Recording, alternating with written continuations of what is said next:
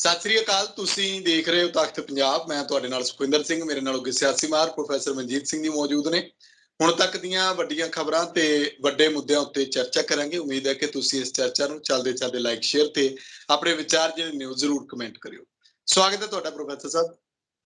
ਬਹੁਤ ਬਹੁਤ ਧੰਨਵਾਦ ਸੁਖਵਿੰਦਰ ਜੀ।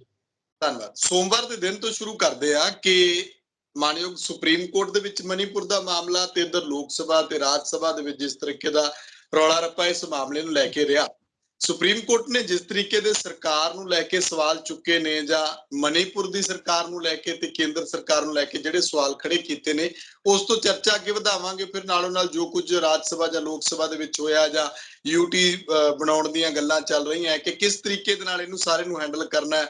ਬੀਜੇਪੀ ਜਿਹੜੀ ਆ ਉਹ ਬੇਭਰੋਸਗੀ ਮਤੇ ਨੂੰ ਲੈ ਕੇ ਕਿ ਉਹਦੇ ਉੱਤੇ ਚਰਚਾ ਕਿਵੇਂ ਅੱਗੇ ਤੋਰਨੀ ਹੈ। ਹਾਲਾਂਕਿ ਵਿਰੋਧੀ ਧਿਰਾਂ ਜਿਹੜੀਆਂ ਨੇ ਉਹ ਪੂਰੀ ਤਰ੍ਹਾਂ ਤਿਆਰੀ ਕਰੀ ਬੈਠੀਆਂ। ਉਹ ਕਹਿੰਦੇ ਕਿ ਸਰਕਾਰ ਜਿਹੜੀ ਹੈ ਉਹ ਚਰਚਾ ਤੋਂ ਭੱਜ ਰਹੀ ਹੈ। ਸੁਖਵਿੰਦਰ, ਇਹ ਨਾ ਬਾਰੂਦ ਤੇ ਬੜੀ ਦੇਰ ਦਾ ਇਕੱਠਾ ਕਰ ਰਹੀ ਸੀ ਬੀਜੇਪੀ, RSS, ਬਜਰੰਗ ਦਲ, ਬਾਕੀ ਜਿਹੜੇ ਅਲੱਗ-ਅਲੱਗ ਜਿਹੜੇ ਕੱਟੜਪੰਥੀ ਹਿੰਦੂਆਂ ਦੇ ਕੋਈ ਕਿਸਮ ਦੇ ਅੰਗ ਹੈਗੇ ਆ ਜਾਂ ਉਹਨਾਂ ਦੀਆਂ ਜਥੇਬੰਦੀਆਂ ਹੈਗੀਆਂ, ਜਿਸ ਤਰ੍ਹਾਂ ਗਊ ਰਕਸ਼ਕ ਇੱਕ ਆਪਣੇ ਆਪ 'ਚ ਹੈਗੇ ਆ। ਇਹ ਸਾਰਾ ਕੁਛ ਕਾਫੀ ਦੇਰ ਦਾ ਵੱਧ ਰਿਹਾ ਸੀਗਾ। ਉਸ ਦਾ ਆਖਰ ਕਿਤੇ ਨਾ ਕਿਤੇ ਹਿਸਾਬ ਕਿਤਾਬ ਤੇ ਚੁਕਾਉਣਾ ਪੈ ਹੀ ਸਕਦਾ ਹੁੰਦਾ। ਉਸ ਦਾ ਜਿਵੇਂ ਆਪਾਂ ਪਹਿਲਾਂ ਵੀ ਕਈ ਵਾਰੀ ਗੱਲ ਕਰ ਚੁੱਕੇ ਹਾਂ ਕਿ ਇਹੋ ਜਿਹੀ ਨਫ਼ਰਤ ਦੇ ਬੀਜ 15-20 ਸਾਲ ਇੱਥੇ ਬੀਜੇ ਗਏ, ਭੜਕਾਹਟ ਕੀਤੀ ਗਈ ਤੇ ਦੇਸ਼ ਦੀ ਵੰਡ ਹੋ ਗਈ। ਉਹਦਾ ਅੱਜ ਤੱਕ ਲੋਕ ਖਮਿਆਜਾ ਭੁਗਤ ਰਿਹਾ, ਪੰਜਾਬ ਤੇ ਬਹੁਤ ਭੁਗਤ ਰਿਹਾ। ਹੁਣ ਇਹੋ ਜਿਹੇ ਬੀਜ ਤੁਸੀਂ ਸਾਰੇ ਦੇਸ਼ ਦੇ ਵਿੱਚ ਬੀਜੇ ਹੋਏ ਆ, ਉਹਨੂੰ ਰੋਜ਼ ਹਵਾ ਪਾਣੀ ਦਿੱਤਾ ਜਾ ਰਿਹਾ। ਇਹਦਾ ਕੀ ਕਰ ਕੀਤਾ ਕਿਉਂ ਜਾ ਰਿਹਾ? ਇਸ ਸੁਪਨੇ ਦੇ ਵਿੱਚ ਕਿ ਅਸੀਂ ਕੋਈ ਹਿੰਦੂ ਰਾਸ਼ਟਰ ਬਣਾਉਣਾ, ਔਰ ਉਹਦੇ ਨਾਲ ਜਿਹੜਾ ਸਮਾਜ ਦਾ ਸਾਡੇ ਸਦੀਆਂ ਦੀ ਇੱਕ ਸਿਵਲਾਈਜੇਸ਼ਨ ਆ, ਉਸ ਦੀ ਵਿੱਚ ਕਿੰਨੀ ਤਬਾਹੀ, ਜਿਸ ਤਰ੍ਹਾਂ ਮਾਈਨਸ ਰੱਖ ਦਿੱਤੀਆਂ ਜਾਂਦੀਆਂ ਪਹਾੜਾਂ ਤੇ, ਪਹਾੜਾਂ ਨੂੰ ਉਡਾ ਕੇ ਰੱਖ ਦਿੰਦੀਆਂ ਮਾਈਨਸ, ਉਸ ਕਿਸਮ ਦੀਆਂ ਤੁਸੀਂ ਇੱਥੇ ਮਾਈਨ ਵਿਛਾ ਰਹੇ ਆ, ਬਲਾਸਟਿੰਗ ਮਾਈਨਸ ਸਮਾਜ ਦੇ ਵਿੱਚ। ਤੇ ਜਦੋਂ ਜਿੱਥੇ ਵੀ ਕਿਤੇ ਉਹਨਾਂ ਦਾ ਮਿਲਿਆ ਮੌਕਾ ਜਾਂ ਪੈਰ ਰੱਖਿਆ ਗਿਆ, ਦੱਬਿਆ ਗਿਆ, ਤੇ ਉਹਨਾਂ ਨੇ ਚੱਲਣਾ ਹੀ ਚੱਲਣਾ। ਮਨੀਪੁਰ ਇੱਕ ਉਹਦੀ ਜੀਂਦੀ ਜਾਗਦੀ ਆਧਾਰ ਦੇ ਤੌਰ ਤੇ ਸਮਝਣਾ ਚਾਹੀਦਾ ਹੁੰਦਾ ਹੈ ਕਿ ਜਦੋਂ ਇੰਨੀਆਂ ਵੱਡੀਆਂ ਬਰਾਦਰੀਆਂ ਰਹਿੰਦੀਆਂ ਹੋਣ, ਧਰਮ ਜਾਤਾਂ ਸਾਰੀਆਂ, ਤੇ ਉਸ ਨੂੰ ਸਟੇਟ ਵੱਲੋਂ ਕਦੀ ਨਾ ਤੇ ਤੂਲ ਦੇਣੀ ਚਾਹੀਦੀ ਹੈ, ਨਾ ਉਹਨੂੰ ਵਰਤਣ ਦੀ ਕੋਸ਼ਿਸ਼ ਕਰਨੀ ਚਾਹੀਦੀ ਹੈ। ਔਰ ਸਾਡੇ ਸੰਵਿਧਾਨ ਵਿੱਚ ਵੀ ਤੇ ਇਲੈਕਸ਼ਨ ਕਮਿਸ਼ਨ ਦੇ ਕੋਡ ਵਿੱਚ ਵੀ ਇਹ ਸਾਰਾ ਕੁਝ ਦਰਜ ਆ ਕਿ ਤੁਸੀਂ ਇਹ ਚੀਜ਼ਾਂ ਨੂੰ ਹਵਾ ਦੇ ਕੇ ਵੋਟਾਂ ਨਹੀਂ ਲੈ ਸਕਦੇ, ਨਾ ਮੰਗ ਸਕਦੇ। ਪਰ ਜਦੋਂ ਇਹ ਸਾਰਾ ਕੁਝ ਇਲੈਕਸ਼ਨ ਕਮਿਸ਼ਨ ਦੇ ਵੀ ਸਾਹਮਣੇ ਹਰ ਵਾਰ ਹੁੰਦਾ, ਉਹ ਬਿਲਕੁਲ ਇਹਨੂੰ ਅੱਖੋਂ ਪਰੋਖੇ ਕਰਕੇ ਇਸ ਨੂੰ ਪਾਰਟੀਆਂ ਦੇ ਹਿੱਤ ਵਿੱਚ ਜਿਹੜੀ ਆ ਰੂਲਿੰਗ ਪਾਰਟੀਆਂ ਉਹਨੂੰ ਹਮੇਸ਼ਾ ਵਧਾਵਾ ਦੇ ਰਹੇ ਆ, ਬੜੋਤਰੀ ਦੇ ਰਹੇ ਆ, ਉਸਨੂੰ ਹਵਾ ਦਿੱਤੀ ਜਾ ਰਹੀ ਆ। ਉਹਦਾ ਰਿਜ਼ਲਟ ਫਿਰ ਮੈਂ ਉਹੀ ਕਹੂੰਗਾ, ਉਹ ਕੁਝ ਹੀ ਨਿਕਲਣਾ ਸੀ ਜੋ ਹੁਣ ਸ਼ੁਰੂ ਹੋ ਗਿਆ। ਇਹ ਸਾਡੇ ਦੇਸ਼ ਦੇ ਵਿੱਚ ਸਮਾਜਿਕ ਤੇ ਰਾਜਨੀਤਿਕ ਟੁੱਟ ਭੱਜ ਦਾ ਮਣੀਪੁਰ ਤੋਂ ਇੱਕ ਨਵਾਂ ਦੌਰ ਸ਼ੁਰੂ ਹੋ ਗਿਆ। ਵੈਸੇ ਤੇ ਸ਼ੁਰੂ ਇਹਨਾਂ ਨੇ ਪਹਿਲਾਂ ਕਰੇ ਹੀ ਦਿੱਤਾ ਸੀਗਾ, ਉਹ ਕਰ ਦਿੱਤਾ, ਭਾਵੇਂ ਆਜ਼ਾਦੀ ਵੇਲੇ ਵੀ ਸ਼ੁਰੂਆਤ ਹੀ ਸੀ ਮੰਨੋ, ਪਰ ਉਦੋਂ ਬਾਅਦ ਠੰਡ ਠੰਡੋੜਾ ਹੋ ਗਿਆ, ਸੰਵਿਧਾਨ ਆ ਗਿਆ, ਸੈਕੂਲਰਿਜ਼ਮ ਦਾ ਆਪਣੇ ਤੌਰ ਤੇ ਜਿਹੋ ਜਿਹਾ ਟੁੱਟਾ ਭੱਜਾ ਸੀਗਾ, ਇੱਕ ਕੋਡ ਆਫ ਕੰਡਕਟ ਆ ਗਿਆ ਕਿ ਆਪਾਂ ਸਾਰਿਆਂ ਨੇ ਇਕੱਠੇ ਰਹਿਣਾ।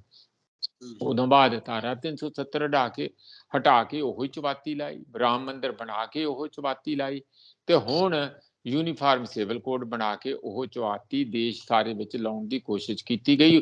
ਉਹ ਆਈ ਗਈ ਜਿਹਾ UCC ਹਾਲ ਦੀ ਘੜੀ ਆਈ ਗਈ ਹੋ ਗਿਆ, ਕਿਉਂਕਿ ਮਣੀਪੁਰ ਨੇ ਇਹੋ ਜਿਹੇ ਉਹਦੇ ਬੱਦਲ ਛਾਏ ਕਿ ਉਹਦੀ ਦੂਰ ਤੱਕ ਵਿਦੇਸ਼ਾਂ ਤੱਕ ਵੱਡੇ ਪੱਧਰ ਤੇ ਪਰਸਨਾਈ ਨਹੀਂ ਹੋਈ।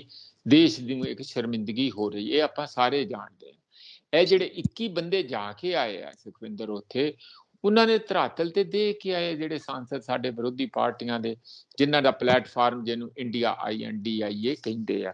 ਇੰਡੀਆ ਮਤਲਬ Indian national developmental inclusive alliance. ਇਸ ਨਾਂ ਤੋਂ ਮੋਦੀ ਜੀ ਬੜੇ ਘਬਰਾਏ ਆ, ਬੜੇ ਡਰੇ ਆ, ਕਦੀ ਬਦਨਾਮ ਕਰਨ ਦੀ ਕੋਸ਼ਿਸ਼ ਕਰਦੇ ਆ, ਕਦੀ ਈਸਟ ਇੰਡੀਆ ਕੰਪਨੀ ਕਹਿੰਦੇ ਆ, ਕਦੀ ਇੰਡੀਅਨ ਮੁਜ਼ਾਹਿਦੀਨ ਕਹਿੰਦੇ ਆ, ਕਦੀ ਪਾਪੂਲਰ ਫਰੰਟ ਆਫ ਇੰਡੀਆ ਕਹਿੰਦੇ, ਜਾਨੀ ਘੱਟ ਗਿਣਤੀਆਂ ਦੇ ਨਾਲ ਜੋੜ ਕੇ ਇਸ ਫਰੰਟ ਨੂੰ ਆਪਣੀ ਜਿਹੜੀ ਬਹੁ ਗਿਣਤੀ ਆ ਉਸ ਨੂੰ ਖੁਸ਼ ਕਰਨ ਦੀ ਕੋਸ਼ਿਸ਼ ਕਰ ਰਹੇ ਆ। ਉਹ ਚੱਲਿਆ ਨਹੀਂ ਬਹੁਤਾ, ਨਾ ਆਪਣੇ ਹੀ ਲੋਕਾਂ ਨੇ ਉਹਨਾਂ ਨੇ ਬਹੁਤਾ ਚਲਾਇਆ ਨਹੀਂ, ਕਿਉਂਕਿ 26 ਪਾਰਟੀਆਂ ਵਿੱਚ ਵੀ ਤੇ ਹਿੰਦੂ ਹੀ ਮੈਜੋਰਿਟੀ ਆ, ਉੱਥੇ ਕੋਈ ਸਿੱਖ ਜਾਂ ਮੁਸਲਮਾਨ ਥੋੜੀ ਹੈਗੇ ਆ। ਇਸ ਕਰਕੇ ਉਹਨਾਂ ਨੇ ਜਦੋਂ ਕਾਊਂਟਰ ਕੀਤਾ ਤੇ ਉਹ ਸੁਖਵਿੰਦਰ ਬਹੁਤਾ ਚੱਲਿਆ ਨਹੀਂ ਹੈਗਾ। ਹੁਣ ਉਹ ਤੁਸੀਂ ਦੇਖਿਆ ਕਿ ਕਿਵੇਂ ਹੋਰ ਕਿਸਮ ਦੀਆਂ ਲਿਲੜੀਆਂ ਕੱਢਦੇ ਫਿਰਦੇ। ਇੱਕ ਪਾਸੇ ਤੇ ਸਾਰੀ ਬੀਜੇਪੀ ਤੇ ਹੁਣ ਵਾਲੀ ਸਰਕਾਰ ਤੇ ਉਹਨਾਂ ਦਾ ਗੋਦੀ ਮੀਡੀਆ ਪ੍ਰਧਾਨ ਮੰਤਰੀ ਨੂੰ ਬਚਾ ਕੇ ਰੱਖਣ ਲਈ ਲੱਗੇ ਹੋਏ, ਕਿਉਂਕਿ ਉਹਨਾਂ ਨੇ ਬੜਾ ਸਿਸਟਮੈਟਿਕਲੀ ਇੱਕ ਆਮ ਪੁਰਸ਼ਾਂ ਚੋਂ ਉੱਪਰ ਉੱਠਿਆ ਹੋਇਆ ਮਹਾਪੁਰਸ਼ ਦਾ ਚਿਹਰਾ ਪੈਦਾ ਕੀਤਾ। ਉਹ ਅੰਦਰੋਂ ਕੀ ਆ, ਕਿੰਨਾ ਕੁ ਸਾਰਾ ਕੁਝ ਹੈਗਾ, ਉਹ ਤੇ ਆਪਾਂ ਸਾਰੇ ਜਾਣਦੇ ਹੀ ਆ। ਜਿਹਦੀਆਂ ਡਿਗਰੀਆਂ ਬਾਰੇ ਰੌਲਾ ਪਿਆ ਰਹਿੰਦਾ, ਜਿਹਦੀਆਂ ਹੋਰ ਕੁਆਲੀਫਿਕੇਸ਼ਨਾਂ ਬਾਰੇ ਪਿਆ, ਮੀਡੀਆ ਨੂੰ ਜਿਹੜਾ ਕਦੀ ਫੇਸ ਨਹੀਂ ਕਰ ਸਕਦਾ, ਗੱਲਬਾਤ ਖੁੱਲ ਕੇ ਆਮਣੇ ਸਾਹਮਣੇ ਕਰ ਨਹੀਂ ਸਕਦਾ। ਮਣੀਪੁਰ ਦੇ ਇਸ਼ੂ 'ਚ ਪਾਰਲੀਮੈਂਟ ਜਿਹੜਾ ਬੰਦਾ ਵੜਦਾ ਨਹੀਂ, ਉਹ ਤੇ ਇਹੀ ਕਰ ਸਕਦਾ ਕਿ ਪਾਰਲੀਮੈਂਟ ਦੀ ਬਿਲਡਿੰਗ ਦਾ ਤੁਸੀਂ ਉਦਘਾਟਨ ਕਰਾਉਣਾ ਤੇ ਲੈ ਆਓ ਪੰਡਿਤ ਬੁਲਾ ਕੇ ਸਾਰੇ ਦੇਸ਼ ਦੇ। ਜੇ ਤੁਸੀਂ ਹੁਣੇ ਹੀ ਆ ਇੱਕ ਕੰਪਲੈਕਸ ਉੱਥੇ ਦਿੱਲੀ ਦੇ ਵਿੱਚ ਉਦਘਾਟਨ ਹੋਇਆ ਆ, ਇੰਟਰਨੈਸ਼ਨਲ ਫੇਅਰ ਜਿੱਥੇ ਲੱਗਦੇ ਆ, ਤਾਂ ਉਸ ਦੇ ਵਿੱਚ ਨਵਾਂ ਕੰਪਲੈਕਸ ਲੈ ਆਓ ਪੰਡਿਤ ਬੁਲਾ ਕੇ ਤੇ ਕਰ ਦਿਓ ਹਵਨ। ਪ੍ਰਧਾਨ ਮੰਤਰੀ ਜੀ ਬੈਠ ਜਾਂਦੇ ਆ। ਇਹੋ ਜਿਹੇ ਕੰਮਾਂ ਦੇ ਵਿੱਚ ਤੇ ਠੀਕ ਆ, ਉਹਨਾਂ ਨੂੰ ਟਾਈਮ ਵੀ ਹੈਗਾ, ਸਾਰਾ ਕੁਝ ਹੈਗਾ, ਤੇ ਇੱਕ ਮੈਸੇਜ ਵੀ ਦੇਣ ਦਾ। ਜਿੱਥੇ ਕੋਈ ਭਾਰੀ ਵਿਪਤਾ ਬਣਦੀ ਆ ਉਹ ਭੱਜ ਲੈਂਦੇ ਆ, ਲੁਕਦੇ ਆ, ਲੋਕਾਂ ਨੂੰ ਫੇਸ ਨਹੀਂ ਕਰ ਸਕਦੇ। ਇੱਥੋਂ ਪਤਾ ਲੱਗਦਾ ਕਿ ਇਹ ਜਿਹੜਾ ਐਡਾ ਵੱਡਾ ਉੱਚਾ ਲੰਬਾ ਚੌੜਾ ਦਿਓ ਕੱਦ, ਜਿਹਨੂੰ ਮਹਿਮਤ ਸਾਈਜ਼ ਜਿਹਨੂੰ ਕਹਿੰਦੇ ਆ, ਇੱਕ ਤੁਸੀਂ ਚਿਹਰਾ ਖੜਾ ਕੀਤਾ, ਉਹਦੇ ਪੈਰ ਤੇ ਜਿਹੜੇ ਥੱਲੇ ਆ ਉਹ ਕਲੇ ਦੇ ਆ, ਮਹਿਮਤ ਵਿਦ ਕਲੇ ਫੀਟ ਜਿਹਨੂੰ ਕਹਿੰਦੇ ਆ, ਕਿ ਇੱਕ ਬਹੁਤ ਦਿਓ ਕੱਦ ਇਨਸਾਨ ਦਾ ਚਿਹਰਾ ਮੂਹਰਾ ਤੇ ਬਣਾਤਾ, ਪੈਰ ਉਹਦੇ ਮਿੱਟੀ ਦੇ ਆ, ਉਹ ਜਦੋਂ ਮੜ ਜਾ ਪਾਣੀ ਲੱਗਾ ਤੇ ਖੁਰ ਜਾਣਾ। ਜਿਵੇਂ ਉਹ ਸਰਜੀਤ ਪਾਤਰ ਕੀ ਕਹਿੰਦਾ ਹੈ ਕਿ ਨੱਚਣਾ ਤਾਂ ਕੀ ਸੀ ਉਸਨੇ, ਕਣੀਆਂ ਕੀ ਚਾਰ ਡਿੱਗੀਆਂ ਮਿੱਟੀ ਦੇ ਮੋਰ ਤੇ, ਹੈ ਨਾ, ਨੱਚਣਾ ਤਾਂ ਕੀ ਸੀ ਉਸਨੇ। ਇਹ ਗੱਲ ਜਿਹੜੀ ਆ ਉਹ ਮਿੱਟੀ ਦੇ ਮੋਰ ਤੇ ਜਦੋਂ ਚਾਰ ਅੱਜ ਕੱਲ੍ਹ ਦੀਆਂ ਚਾਰ ਕੀ ਕਣੀਆਂ ਕਣੀਆਂ ਤੇ ਬਹੁਤ ਫਿਰਦੀਆਂ, ਉਹਦੇ ਤੋਂ ਡਰਦੇ ਹੀ ਨਾ ਕਿਤੇ ਲੁਕੇ ਹੋਣ ਵੀ ਮੇਰੀਆਂ ਕਿਤੇ ਮਿੱਟੀ ਦੇ ਪੈਰ ਖੁਰ ਨਾ ਜਾਣ। ਇਸ ਕਿਸਮ ਦੀ ਹਾਲਾਤ ਆ। ਦੁਖਦਾਈ ਗੱਲ ਇਹ ਹੈ ਕਿ ਜਾਣਾ ਤੇ ਪ੍ਰਧਾਨ ਮੰਤਰੀ ਨੂੰ ਚਾਹੀਦਾ, ਵਿਰੋਧੀ ਪਾਰਟੀਆਂ ਗਈਆਂ, ਗਵਰਨਰ ਕਹਿੰਦੇ ਕਿ ਉਹਨਾਂ ਨੂੰ ਨਾਲ ਹੀ ਲੈ ਆਉਣਾ ਸੀਗਾ। ਉਹ ਕਹਿੰਦੇ ਵੀ ਅਸੀਂ ਨਾਲ ਕਿੱਥੋਂ ਲੈ ਆਈਏ, ਉਹ ਤਾਂ ਸਾਨੂੰ ਲੱਭਦਾ ਹੀ ਨਹੀਂ ਹੈ। ਅਸੀਂ ਤੇ ਬਥੇਰਾ ਕਹਿੰਦੇ ਕਿ ਸਾਡੇ ਨਾਲ ਗੱਲਬਾਤ ਕੀਤੀ ਜਾਏ। ਇਸ ਕਰਕੇ ਉਹ ਹੁਣ ਰਿਪੋਰਟ ਪਾਰਲੀਮੈਂਟ ਦੇ ਦੋਵੇਂ ਸਦਨਾਂ ਦੇ ਵਿੱਚ ਰੱਖੀ ਜਾਣੀ ਆ। ਔਰ ਮੈਨੂੰ ਲੱਗਦਾ ਆ ਕਿ ਜੋ ਅੱਜ ਦੇ ਹਾਲਾਤ ਬਣੇ ਆ, ਤੇ ਜਿਵੇਂ ਤੁਸੀਂ ਮੈਂਸ਼ਨ ਕੀਤਾ ਕਿ ਸੁਪਰੀਮ ਕੋਰਟ ਜਿਹੜੀ ਹੈ ਉਸਨੇ ਵੀ ਬਹੁਤ ਸੀਰੀਅਸ ਲਿਆ, 2 ਹਫ਼ਤੇ ਦਿੱਤੇ ਸੀ, ਤੇ ਕੱਲ ਸੋਮਵਾਰ ਉਹਦੀ ਉੱਥੇ ਸੁਣਵਾਈ ਸੀ। ਹੁਣ ਫਿਰ ਹੋਰ ਵੀ ਕਈ ਵੱਡੀਆਂ ਗੱਲਾਂ ਹੋਣ ਵਾਲੀਆਂ, ਉਹ ਤੁਸੀਂ ਦੇਖਦੇ ਆ ਆਉਣ ਵਾਲੇ ਸਮੇਂ 'ਚ, ਕੱਲ ਤੇ ਪਰਸੋਂ ਤੇ ਹੋਰ ਕੀ ਕੁਝ ਹੁੰਦਾ ਆ। ਪਰ ਅਸਲੀਅਤ ਇਹ ਹੈ ਸੁਖਵਿੰਦਰ ਕਿ ਜੇ ਇਹ ਇਕੱਲਾ 21 ਪਾਰਟੀਆਂ ਦੇ ਡੈਲੀਗੇਸ਼ਨ ਦਾ ਹੀ ਮਾਮਲਾ ਨਹੀਂ ਹੈ ਜਿਹੜਾ ਧਰਾਤਲ ਤੇ ਸਾਰੀ ਗੱਲ ਦੇਖ ਕੇ ਆਇਆ ਤੇ ਉਹ ਬੇਨਤੀ ਕਰ ਰਹੇ ਆ। ਉਹਨਾਂ ਦੀ ਆਬਜ਼ਰਵੇਸ਼ਨ ਇਹ ਨਿਕਲੀ ਹੈ ਕਿ ਤੁਸੀਂ ਉੱਥੇ ਕਿਸੇ ਨਾ ਕਿਸੇ ਤਰੀਕੇ ਨਾਲ ਵੀ ਸ਼ਾਂਤੀ ਬਹਾਲ ਕਰਨ ਦੀ ਕੋਸ਼ਿਸ਼ ਕਰੋ। ਜੋ ਪਾੜੇ ਪਏ ਆ ਉਹ ਬਹੁਤ ਗਹਿਰੇ ਆ, ਜ਼ਖਮ ਬੜੇ ਗਹਿਰੇ ਆ, ਇੱਕ ਦੂਜੇ ਦੇ ਬੇਵਿਸ਼ਵਾਸੀ ਬੜੀ ਬਹੁਤ ਜ਼ਿਆਦਾ ਆ, ਬਿਲਕੁਲ ਨਹੀਂ ਇੱਕ ਦੂਜੇ ਦੇ ਨਾਲ ਰਹਿਣ ਲਈ ਤਿਆਰ, ਗੱਲ ਕਰਨ ਲਈ ਨਹੀਂ ਤਿਆਰ, ਬੰਦੂਕਾਂ ਫੜੀਆਂ ਹੋਈਆਂ, ਮੋਰਚੇ ਬਣਾਏ ਹੋਏ। ਜਦੋਂ ਇਹੋ ਜਿਹੀ ਇੰਨੀ ਹਾਲਾਤ ਖਰਾਬ ਹੋਏ ਤਾਂ ਆਪਾਂ ਨੂੰ ਸਾਰੇ ਦੇਸ਼ ਨੂੰ ਤੇ ਜ਼ਰੂਰੀ ਹੈ, ਖਾਸ ਕਰਕੇ ਜਿਹੜੇ ਚੁਣੀ ਹੋਈ ਸਰਕਾਰ ਆ ਉਹਨਾਂ ਨੂੰ ਇਹ ਜ਼ਰੂਰੀ ਹੈ ਕਿ ਉੱਥੇ ਪ੍ਰਧਾਨ ਮੰਤਰੀ ਜਾਂ ਹੋਰ ਉਹਨਾਂ ਦੇ ਜਿੰਨੇ ਵੀ ਸਾਰਾ ਪੈਰਾਫਰਨੇਲੀਆ ਜਿਹੜੇ ਉਹਨਾਂ ਦੇ ਲਗਾਤਾਰ ਝੋਲੀ ਝੋਕਿਆ, ਉੱਥੇ ਜਾ ਕੇ ਡਟ ਕੇ ਕੰਮ ਕਰਨ ਤੇ ਇਹ ਇੰਪ੍ਰੈਸ਼ਨ ਹੋਵੇ ਕਿ ਇੱਥੇ ਕੋਈ ਪੱਖਪਾਤ ਕਿਸੇ ਨਾਲ ਨਹੀਂ। ਔਰ ਉਹਦੇ ਪਹਿਲੇ ਸਟੈਪ ਵਜੋਂ ਇਹ ਸਰਕਾਰ ਨੂੰ ਬਰਖਾਸਤ ਕਰਨਾ ਚਾਹੀਦਾ। ਇਹ ਪਹਿਲਾ ਸਟੈਪ ਆ, ਇਹ ਮਿਨੀਮਮ ਸਟੈਪ ਆ। ਫਿਰ ਉਹ ਸੋਚਣਗੇ ਕਿ ਹਾਂ ਜਿਹੜੀ ਕੇਂਦਰ ਦੇ ਲੋਕ ਆ, ਘੱਟੋ ਘੱਟ ਉਹ ਜਿਹੜੀ ਲੋਕਲ ਸਰਕਾਰ ਜਿਨ੍ਹਾਂ ਦੇ ਉੱਥੇ ਰਹਿੰਦਿਆਂ ਹੋਇਆਂ 3-4 ਹਜ਼ਾਰ ਰੁਪਏ 3-4 ਹਜ਼ਾਰ ਬੰਦੂਕਾਂ ਲੁੱਟ ਕੇ ਲੈ ਗਏ ਆ, ਔਰ ਉਹ ਬੰਦੂਕਾਂ ਹੁਣ ਚੱਲ ਰਹੀਆਂ ਆ, ਕੁਝ ਕਹਿ ਰਹੇ ਆ ਬਾਹਰੋਂ ਵੀ ਬੰਦੂਕਾਂ ਆ ਰਹੀਆਂ, ਮਿਆਂਮਾਰ ਤੋਂ ਆ ਰਹੀ। ਇਹ ਜੋ ਹਾਲਾਤ ਬਣੇ ਆ ਉਹ ਬੜੇ ਸੀਰੀਅਸ ਹਾਲਾਤ ਹੈਗੇ। ਇਹ ਉਹਨਾਂ ਦਾ ਲਾਸਟ ਪੁਆਇੰਟ ਇਹ ਕਹਿਣਾ ਕਿ ਜੇ ਆਪਾਂ ਹੁਣ ਨਾ ਸੰਭਲੇ, ਜਿਹੜੇ 21 ਪਾਰਟੀਆਂ ਦਾ ਇਹਨਾਂ 21 ਮੈਂਬਰਾਂ ਦਾ ਡੈਲੀਗੇਸ਼ਨ ਆ ਇੰਡੀਆ ਦਾ, ਇੰਡੀਆ ਪਲੇਟਫਾਰਮ ਦਾ, ਤੇ ਉਹਨਾਂ ਦਾ ਕਹਿਣਾ ਇਹ ਹੈਗਾ ਕਿ ਹਾਲਾਤ ਹੱਥੋਂ ਵੀ ਨਿਕਲ ਸਕਦੇ ਆ। ਇਹ ਇੱਕ ਨਾਰਥ ਈਸਟ ਦੇ ਵਿੱਚ ਬਿਲਕੁਲ ਉਸ ਕਿਸਮ ਦਾ ਠੂਠਾ ਦਾ ਪੱਕਾ ਪਲੇਟਫਾਰਮ ਬਣ ਸਕਦਾ ਜਿਸ ਕਿਸਮ ਦਾ ਨਾਰਥ ਵੈਸਟ ਦੇ ਵਿੱਚ ਜੰਮੂ ਕਸ਼ਮੀਰ ਦਾ। ਤੇ ਕਦੀ ਕਦੀ ਇਹੋ ਜਿਹੇ ਹਾਲਾਤ ਪੰਜਾਬ ਤੇ ਵੀ ਓਵਰਸ਼ੈਡੋ ਹੋ ਜਾਂਦੇ। ਆਪਾਂ ਅੱਗੇ ਪਿੱਛੇ ਖਾੜਕੂਵਾਦ ਦਾ ਦੌਰ ਦੇਖਿਆ, ਹੋਰ ਹੁਣ ਫਿਰ ਮਾਹੌਲ ਬਣਦਾ ਰੁਕਿਆ। ਇਸ ਕਿਸਮ ਦਾ ਉੱਥੇ ਪੱਕਾ ਹੀ ਮੋਰਚੇਬੰਦੀ ਨਾ ਹੋ ਜੇ, ਇਸ ਗੱਲ ਦਾ ਡਰ ਹੈਗਾ।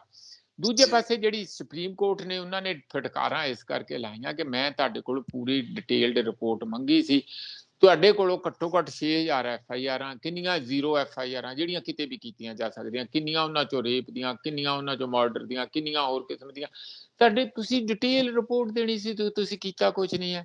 ਇਸ ਕਰਕੇ ਤੁਸੀਂ ਉਹ ਸਾਰੀ ਡਿਟੇਲ ਸਾਨੂੰ ਲਿਆ ਕੇ ਦਿਓ ਤਾਂ ਕਿ ਅਸੀਂ ਸੋਚ ਸਕੀਏ ਕਿ ਉੱਥੇ ਧਰਾਤਲ ਤੇ ਹੋ ਕੀ ਰਿਹਾ। ਇਹ ਸਾਰੀ ਗੱਲ ਤੇ 2 ਮਹੀਨੇ ਤੇ ਉੱਤੇ ਬੈਠੇ ਰਹੇ, ਬਿਲਕੁਲ ਉਹਦੀ ਉਗ ਸੁਗ ਨਿਕਲ ਨਹੀਂ ਦਿੱਤੀ, ਇੰਟਰਨੈਟ ਬੰਦ ਕਰ ਦਿੱਤਾ, ਲੋਕਾਂ ਨੂੰ ਪਤਾ ਨਾ ਲੱਗੇ। ਮੀਡੀਆ ਵੈਸੇ ਹੀ ਗਹਿ ਗਿਆ, ਗੈਗਡ ਰਹਿੰਦਾ, ਜਿੰਨਾ ਕੁ ਜਾਣਾ ਸੀ ਉਹ ਉੱਥੇ ਪਹੁੰਚਿਆ ਨਹੀਂ, ਡਰਦਾ ਮਾਰਾ ਨਹੀਂ ਪਹੁੰਚਣ ਦਿੱਤਾ ਹੋਊਗਾ। ਜੋ ਵੀ ਹੋਇਆ ਬਹੁਤ ਭਿਆਨਕ ਰਿਹਾ ਤੇ ਬੜੀ ਦੇਰ ਤੱਕ ਉਹ ਸਾਰੇ ਸਿਨੇਰੀਓ ਨੂੰ ਦਬਾ ਕੇ ਰੱਖਿਆ। ਜੇ ਔਰਤਾਂ ਦੀਆਂ 2 ਔਰਤਾਂ ਦੀਆਂ ਜੋ ਵੀਡੀਓ ਆਈਆਂ ਸਾਹਮਣੇ ਜੇ ਨਾ ਆਉਂਦੀਆਂ ਤੇ ਇਹ ਸਾਰਾ ਇਸ਼ੂ ਐਡੇ ਵੱਡੇ ਪੱਧਰ ਤੇ ਫੋਰਫਰੰਟ ਤੇ ਆਉਣਾ ਹੀ ਨਹੀਂ ਸੀ ਤੇ ਬਾਈਪਾਸ ਹੋ ਗਿਆ ਸੀ। ਜੇ ਪਾਰਲੀਮੈਂਟ ਦੇ ਸੈਸ਼ਨ ਲੰਘ ਜਾਂਦੇ ਫਿਰ ਕਿਹਨੇ ਪੁੱਛਣਾ ਸੀ। ਪਰ ਹੁਣ ਇਹ ਇੱਕ INDIA ਦਾ ਪਲੇਟਫਾਰਮ ਬਣਨਾ, ਜਿਹੜਾ ਤੁਹਾਨੂੰ ਪਤਾ ਬੈਂਗਲੌਰ ਚ ਬਣ ਗਿਆ, ਉਹਨਾਂ ਦੀ ਅਗਲੀ ਮੀਟਿੰਗ ਬੰਬੇ ਦੇ ਵਿੱਚ ਹੋ ਰਹੀ ਹੈ। ਔਰ ਦੂਸਰਾ ਸੁਪਰੀਮ ਕੋਰਟ ਵੱਲੋਂ ਇਸ ਗੱਲ ਦਾ ਤਿੱਖੇ ਤੇਵਰ ਲੈਣੇ ਔਰ ਉਹਨਾਂ ਦਾ ਕਹਿਣਾ ਕਿ ਤੁਸੀਂ ਬੰਦੇ ਬਣ ਜਾਓ ਔਰ ਸਾਰੀ ਦੀ ਸਾਰੀ ਜਿਹੜੀ ਹਾਲਾਤ ਧਰਾਤਲ ਦੀ ਕੀ ਹੈ ਉਸ ਨੂੰ ਚੰਗੇ ਢੰਗ ਦੇ ਨਾਲ ਸਾਨੂੰ ਰਿਪੋਰਟ ਤਿਆਰ ਕਰਕੇ ਦਿਓ। ਤੇ ਤੀਸਰਾ ਪ੍ਰਧਾਨ ਮੰਤਰੀ ਦਾ ਲੁਕੇ ਰਹਿਣਾ ਔਰ ਇਸ ਗੱਲ ਦੇ ਉੱਤੇ ਵਿਰੋਧੀ ਪਾਰਟੀਆਂ ਦਾ ਲਗਾਤਾਰ ਇਹ ਕਹਿਣਾ ਕਿ ਤੁਸੀਂ ਆ ਕੇ ਇੱਥੇ ਅਸੀਂ ਉਦੋਂ ਤੱਕ ਕਾਰਵਾਈ ਨਹੀਂ ਚੱਲਣ ਦੇਵਾਂਗੇ ਜਦ ਤੱਕ ਪ੍ਰਧਾਨ ਮੰਤਰੀ ਆ ਕੇ ਸਾਰੀ ਸਿਚੁਏਸ਼ਨ ਨੂੰ ਆਪਣੇ ਸ਼ਬਦਾਂ 'ਚ ਬਿਆਨ ਨਹੀਂ ਕਰਦੇ, ਜਿਹੜੀ ਕਿ ਮਿਨੀਮਮ ਡਿਮਾਂਡ ਹੈ, ਕੋਈ ਵੱਡੀ ਗੱਲ ਨਹੀਂ ਹੈਗੀ ਔਰ ਉਹਨਾਂ ਦਾ ਫਰਜ਼ ਬਣਦਾ ਵੀ ਹੈਗਾ। ਪਰ ਹੁਣ ਜਿਹੜਾ ਬੇਵਿਸ਼ਵਾਸੀ ਦਾ ਮਤੇ ਦੇ ਉੱਤੇ ਖੈਰ ਉਹਨਾਂ ਨੂੰ ਆਉਣਾ ਹੀ ਪਊਗਾ, ਜਿਹੜਾ ਕਿ ਉਹਨਾਂ ਨੇ ਮਨਜ਼ੂਰ ਹੋ ਗਿਆ। ਸ਼ਾਇਦ 7 ਤੇ 8 ਅਗਸਤ ਨੂੰ ਉਹਦੇ ਤੇ 2 ਦਿਨ ਬਹਿਸ ਹੋ ਜੂਗੀ।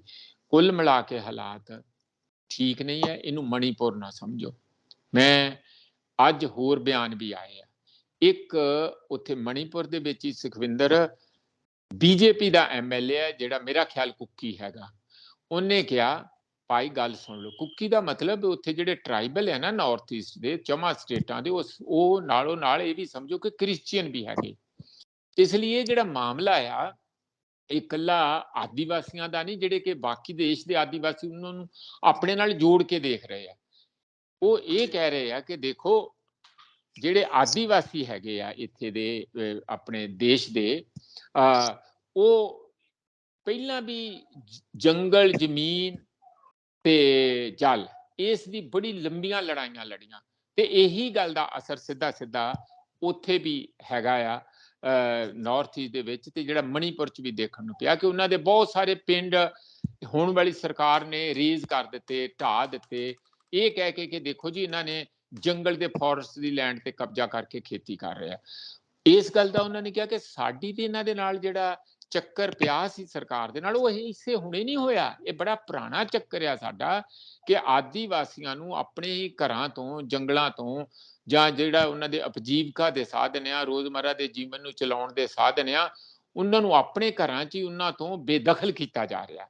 ਇਸ ਲਈ ਉਹਨਾਂ ਨੇ ਇਹ ਕਿਹਾ ਕਿ ਹੁਣ ਤੇ ਸਾਡੀ ਇਹਨਾਂ ਨਾਲ ਜੋ ਜਿਸ ਹੱਦ ਤੱਕ ਹੋ ਗਈ ਹੈ, ਅਸੀਂ ਇਕੱਠੇ ਨਹੀਂ ਰਹਿ ਸਕਦੇ ਹੁਣ। ਦੇਖੋ ਆਪਾਂ ਜਿੰਨੇ ਮਰਜ਼ੀ ਪਾਰਲੀਮੈਂਟ 'ਚ ਗਈਏ, ਵਿਰੋਧੀ ਦਲ ਦੇ ਜਿਹੜੇ ਸਾਂਸਦ ਆਏ ਆ, ਇਹ ਜਿੰਨੀਆਂ ਮਰਜ਼ੀ ਮੱਤਾਂ ਦੇਣ, ਹਾਲਾਤ ਬਹੁਤ ਉੱਥੇ ਦੇ ਵਿਸਫੋਟਕ ਹੈਗੇ ਆ।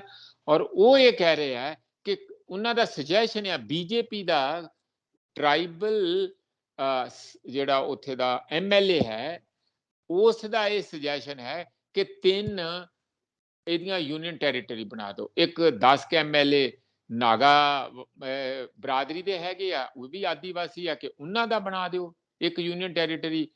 ਇੱਕ ਕੁੱਕੀ ਜ਼ੋਮੀ ਜਾਂ ਜ਼ੋਜ਼ ਇਹਨੂੰ ਕਹਿੰਦੇ ਆ, ਉਹਨਾਂ ਦਾ 10 ਕੇ MLA ਉਹਨਾਂ ਦੇ, ਇੱਕ ਉਹਨਾਂ ਦੀ ਛੋਟੀ ਜਿਹੀ ਯੂਨੀਅਨ ਟੈਰੀਟਰੀ ਬਣਾ ਦਿਓ। ਜਿਹੜਾ ਬਾਕੀ ਦਾ ਏਰੀਆ ਬਚਦਾ ਆ ਉਹਦਾ ਤੁਸੀਂ ਮੈਤੇਈ ਬਰਾਦਰੀ ਦਾ ਬਣਾ ਦਿਓ, ਇਹਨੂੰ 3 ਹਿੱਸਿਆਂ 'ਚ ਵੰਡ ਦਿਓ। ਉਹੀ ਗੱਲ ਉੱਥੇ ਜੰਮੂ ਕਸ਼ਮੀਰ ਇਸ ਗੱਲ ਦੀ ਵਿਰੋਧਤਾ ਕਰ ਰਿਹਾ ਆ ਕਿ ਸਾਡੀ ਸਟੇਟ ਜਿਹੜੀ ਕਿ ਸਾਰੀਆਂ ਸਟੇਟਾਂ ਨਾਲੋਂ ਉੱਪਰ ਸਭ ਤੋਂ ਵੱਧ ਅਧਿਕਾਰਾਂ ਵਾਲੀ ਸੀ, ਉਹਨੂੰ ਯੂਨੀਅਨ ਟੈਰੀਟਰੀ ਕਿਉਂ ਬਣਾਤਾ? ਉੱਥੇ ਹਾਲਾਤ ਇਹੋ ਜਿਹੇ ਬਣੇ, ਉਹ ਕਹਿੰਦੇ ਅਸੀਂ ਨਾਲ ਨਹੀਂ ਰਹਿਣਾ ਔਰ ਸਾਨੂੰ ਅਲੱਗ ਕਰ ਕਰਕੇ, ਜਿਸ ਤਰ੍ਹਾਂ ਪਹਿਲਾਂ ਮਨੀਪੁਰ ਪਹਿਲਾਂ ਯੂਨੀਅਨ ਟੈਰੀਟਰੀ, ਇਹ ਸਾਰੀਆਂ ਯੂਨੀਅਨ ਟੈਰੀਟਰੀ ਸੀ, ਬਾਅਦ ਚ ਸਟੇਟਾਂ ਡਿਕਲੇਅਰ ਹੋ ਗਈਆਂ ਕਿ ਸਾਨੂੰ ਦੁਬਾਰਾ ਯੂਨੀਅਨ ਟੈਰੀਟਰੀ ਬਣਾ ਦਿਓ, ਸਾਡਾ ਜਿਹੜਾ ਅਸੀਂ ਸੈਂਟਰ ਦੇ ਨਾਲ ਜ਼ਿਆਦਾ ਕੰਫਰਟੇਬਲ ਮਹਿਸੂਸ ਕਰਦੇ ਹਾਂ। ਇਹ ਹਾਲਾਤ ਬੜੇ ਦੁਖਦਾਈ ਹਾਲਾਤ ਹੈਗੇ ਆ, ਕੋਈ ਚੰਗੇ ਹਾਲਾਤ ਨਹੀਂ ਹੈਗੇ। ਹਾਂਜੀ ਗੌਰ ਸਾਹਿਬ, ਇਹਦੇ ਵਿਚਾਲੇ ਮੰਗਲਵਾਰ ਤੇ ਬੁੱਧਵਾਰ ਦਾ ਦਿਨ ਵੀ ਹੁਣ ਖਾਸ ਰਹਿਣ ਵਾਲਾ ਹੈ ਕਿ ਅੱਜ ਜਿਹੜਾ ਉਹ ਦਿੱਲੀ ਦੇ ਵਿੱਚ ਜਿਹੜਾ ਆਰਡੀਨੈਂਸ ਲਿਆਂਦਾ ਗਿਆ ਸੀਗਾ, ਉਹਨੂੰ ਲੈ ਕੇ ਦਿੱਲੀ ਸਰਕਾਰ ਦੇ ਪ੍ਰਬੰਧ ਨੂੰ ਕਿਵੇਂ ਚਲਾਉਣਾ, ਕੇਂਦਰ ਵਿੱਚ ਕਿਵੇਂ ਦਖਲਅੰਦਾਜ਼ੀ ਕਰਦੀ ਹੈ, ਮਾਣਯੋਗ ਸੁਪਰੀਮ ਕੋਰਟ ਨੇ ਕੀ ਕਿਹਾ ਸੀਗਾ, ਉਹਦੇ ਉਲਟ ਜਿਸ ਤਰੀਕੇ ਨਾਲ ਕੇਂਦਰ ਸਰਕਾਰ ਨੇ ਕੀਤਾ, ਉਹਨੂੰ ਲੈ ਕੇ ਮੁੱਖ ਮੰਤਰੀ ਭਗਵੰਤ ਮਾਨ ਵੀ ਬੜੇ ਕਾਲੀ ਪੈਰੀ ਜਿਹੜਾ ਉਹ ਦਿੱਲੀ ਪਹੁੰਚੇ ਹੋਏ ਨੇ ਤੇ ਇਸ ਗੱਲ ਦੀ ਉਮੀਦ ਜਤਾਈ ਜਾ ਰਹੀ ਹੈ ਕਿ ਉਹ ਦਿੱਲੀ ਦੇ ਕੰਮਕਾਰ ਨੂੰ ਲੈ ਕੇ, ਉੱਥੋਂ ਦੇ ਸਰਕਾਰ ਦੇ ਵਿੱਚ ਜਾਂ ਐਲਜੀ ਸਾਹਿਬ ਦੇ ਮਸਲੇ ਨੂੰ ਲੈ ਕੇ, ਉਹ ਸਾਰੇ ਕੁਝ ਨੂੰ ਲੈ ਕੇ ਇੱਕ ਬਿੱਲ ਲਿਆਂਦਾ ਜਾਏਗਾ, ਜਿਹਦੇ ਬਾਰੇ ਇਹਨਾਂ ਨੇ ਆਲਰੇਡੀ ਕੇਂਦਰ ਸਰਕਾਰ ਨੇ ਸੁਪਰੀਮ ਕੋਰਟ 'ਚ ਕਹਿ ਦਿੱਤਾ ਆ ਕਿ ਅਸੀਂ ਇੱਕ ਬਿੱਲ ਲਿਆਉਣ ਜਾ ਰਹੇ ਹਾਂ ਤੇ ਉਹਦੇ ਉੱਤੇ ਅੱਗੇ ਗੱਲ ਤੁਰੇਗੀ। ਹਾਲਾਂਕਿ ਮਾਣਯੋਗ ਸੁਪਰੀਮ ਕੋਰਟ ਨੇ ਵੀ 5 ਮੈਂਬਰੀ ਇੱਕ ਬੈਂਚ ਬਣਾਇਆ ਸੀ। ਇਹਦੇ ਨਾਲ ਇੱਕ ਜੰਮੂ ਕਸ਼ਮੀਰ ਵਾਲੇ ਬਿੱਲ ਦੀ ਵੀ ਕੋਈ ਗੱਲ ਤੁਰ ਰਹੀ ਹੈ, ਉਹ ਇਹ ਵੀ ਆ ਕਿ ਧਾਰਾ 370 ਨੂੰ ਲੈ ਕੇ ਜਿਵੇਂ ਸੁਪਰੀਮ ਕੋਰਟ ਨੇ ਕਿਹਾ ਸੀ ਕਿ ਅਸੀਂ 2 ਤਰੀਕ ਤੋਂ ਸੁਣਵਾਈ ਸ਼ੁਰੂ ਕਰਨੀ ਹੈ, ਬੁੱਧਵਾਰ ਦਾ ਦਿਨ ਹੈ, ਤੇ ਉਹ ਵੀ ਆਪਣੇ ਆਪ 'ਚ ਬੜੀ ਅਹਿਮ ਰਹਿਣ ਵਾਲੀ ਹੈ ਕਿ ਜੇ ਇੱਧਰੋਂ ਇਹ ਜੰਮੂ ਕਸ਼ਮੀਰ ਨੂੰ ਲੈ ਕੇ ਜਾਂ ਦਿੱਲੀ ਵਾਲੇ ਮਸਲੇ ਨੂੰ ਲੈ ਕੇ ਬਿੱਲ ਲਿਆਉਂਦੇ ਨੇ, ਰੌਲਾ ਰੱਪਾ ਇਸ ਮਸਲੇ ਨੂੰ ਵੀ ਲੈ ਕੇ ਪੈਣਾ, ਪਰ ਕੀ ਇਹਨਾਂ ਸਾਰੇ ਮਸਲਿਆਂ ਦੇ ਨਾਲ ਮਨੀਪੁਰ ਦੇ ਮਾਮਲੇ ਤੋਂ ਕੋਈ ਧਿਆਨ ਡਾਇਵਰਟ ਕਰਨ ਵਾਲਾ ਕੰਮ ਤਾਂ ਨਹੀਂ ਕਿ ਵਿਰੋਧੀ ਧਿਰਾਂ ਨੂੰ ਇਸ ਪਾਸੇ ਵੀ ਅਸੀਂ ਉਲਝਾ ਕੇ ਰੱਖਦੇ ਕਿ ਉਹ ਪੁੱਛਣ ਹੀ ਨਾ ਕਿ ਮਨੀਪੁਰ ਕੀ ਬੀਤ ਰਿਹਾ, ਦਿੱਲੀ ਵਾਲੀ ਗੱਲ ਤੇ ਆ ਜਾਣ ਜਾਂ ਫਿਰ ਉਹ ਧਾਰਾ 370 ਵਾਲੀ ਗੱਲ ਤੇ ਆ ਜਾਣ? ਇਸ ਤਰ੍ਹਾਂ ਨਹੀਂ ਹੋਊਗਾ। ਧਾਰਾ 370 ਸੁਪਰੀਮ ਕੋਰਟ ਦਾ ਮਾਮਲਾ ਹੈਗਾ ਆ, ਔਰ ਜਿਹੜਾ ਆਰਡੀਨੈਂਸ ਦਾ ਮਾਮਲਾ ਉਹ ਤੇ ਪਹਿਲਾਂ ਹੀ ਪਤਾ ਆ, ਔਰ ਉਸੇ ਕਰਕੇ ਹੀ ਇੱਕ ਵਨ ਆਫ ਦਾ ਰੀਜ਼ਨਸ ਕਿ ਸਾਰੀਆਂ ਵਿਰੋਧੀ ਪਾਰਟੀਆਂ ਇਕੱਠੀਆਂ ਹੋਈਆਂ, ਉਹ ਇੱਕ ਕੇਜਰੀਵਾਲ ਫੈਕਟਰ, ਕੇ ਫੈਕਟਰ ਵੀ ਹੈਗਾ ਕਿ ਇਹ ਸਾਰੀ ਜਗ੍ਹਾ ਜਹਾਜ਼ ਲੈ ਕੇ ਭਗਵੰਤ ਮਾਨ ਨਾਲ ਘੁੰਮੇ, ਰੌਲਾ ਰੱਪਾ ਪਾਇਆ, ਉਹ ਸਾਡਾ ਤੇ ਛੱਡਿਆ ਕੁਝ ਨਹੀਂ, ਤੁਹਾਡਾ ਕੁਝ ਛੱਡਣਾ ਨਹੀਂ, ਜੇ ਸਾਡਾ ਬਚਿਆ ਨਹੀਂ, ਸਾਨੂੰ ਬਚਾਓਗੇ ਤੇ ਤੁਹਾਡਾ ਵੀ ਉਹਦੇ 'ਚ ਬਚਾਓ ਹੈ। ਇਸ ਕਿਸਮ ਦਾ ਸਾਰੇ ਦੇਸ਼ 'ਚ ਪ੍ਰਚਾਰ। ਤੇ ਵੈਸੇ ਤੇ ਉਹ ਪਹਿਲਾਂ ਵੀ ਦੁਖੀ ਆ, ਉਹਨਾਂ ਦੇ ਨਾਲ ਵੀ ਤੇ ਈਡੀ ਦਾ ਹੋਰਨਾਂ ਦਾ ਜੋ ਦੁਰਵਿਹਾਰ ਕੀਤਾ ਜਾਂਦਾ, ਉਹ ਸਾਰੇ ਲੋਕ ਚੰਗੇ ਤਰ੍ਹਾਂ, ਭਾਵੇਂ TMC ਹੈ ਜਾਂ ਹੋਰ ਸਾਰੇ ਸਮਝਦੇ ਹੈਗੇ। ਇਸ ਲਈ ਇਹ ਗੱਲ ਡਾਇਵਰਟ ਨਹੀਂ ਹੋਣ ਵਾਲੀ ਹੈ। ਕਾਰਨ ਉਹਦਾ ਮੈਂ ਇਹ ਦੱਸਦਾ ਕਿ ਪਹਿਲੀ ਵਾਰੀ ਹੈ ਕਿ ਦੇਸ਼ ਦੇ ਅੰਦਰ ਤੁਹਾਨੂੰ ਇਹ ਮਿਲੂਗਾ ਕਿ ਜਿਸ ਤਰੀਕੇ ਨਾਲ ਵੱਡੀ ਇੱਕ ਮੂਵਮੈਂਟ, ਇਹ ਕਿਸਾਨਾਂ ਦੀ ਮੂਵਮੈਂਟ ਤੋਂ ਬਾਅਦ ਇੰਜ ਸਮਝੋ ਕਿ ਪਹਿਲੀ ਵਾਰੀ ਹੈ ਕਿ ਜਿਹੜੇ ਕਿਸਾਨ ਵੀ ਪੂਰੀ ਦੇਸ਼ ਵਿਆਪੀ ਮੂਵਮੈਂਟ ਸੀ, ਇਹਦਾ ਵਿਦੇਸ਼ਾਂ 'ਚ ਵੀ ਅਸਰ ਹੋਇਆ। ਇੱਥੇ ਇਹ ਪਹਿਲੀ ਵਾਰੀ ਆ ਦੇਸ਼ ਦੇ ਵਿੱਚ ਕਿ ਦਲਿਤਾਂ ਦਾ, ਜਿਹੜੇ ਨੂੰ ਦਲਿਤ ਹੀ ਕਹਿੰਦੇ ਆਪਾਂ, ਸ਼ਡਿਊਲਡ ਟ੍ਰਾਈਬ ਨੂੰ ਵੀ ਵੈਸੇ ਸਿੱਧਾ ਤੇ ਨਹੀਂ, ਪਰ ਉਹ ਹੈ ਤੇ ਹਾਲਾਤ ਅਪਰੈਸਡ ਵਨ, ਦਲਿਤ ਦਾ ਮਤਲਬ ਅਪਰੈਸਡ ਵਨ, ਅਪਰੈਸਡ ਤੇ ਉਹ ਹੈਗੇ ਹੀ ਆ, ਜੋ ਹਾਲਾਤ ਉਹਨਾਂ ਦੇ ਹੈਗੇ।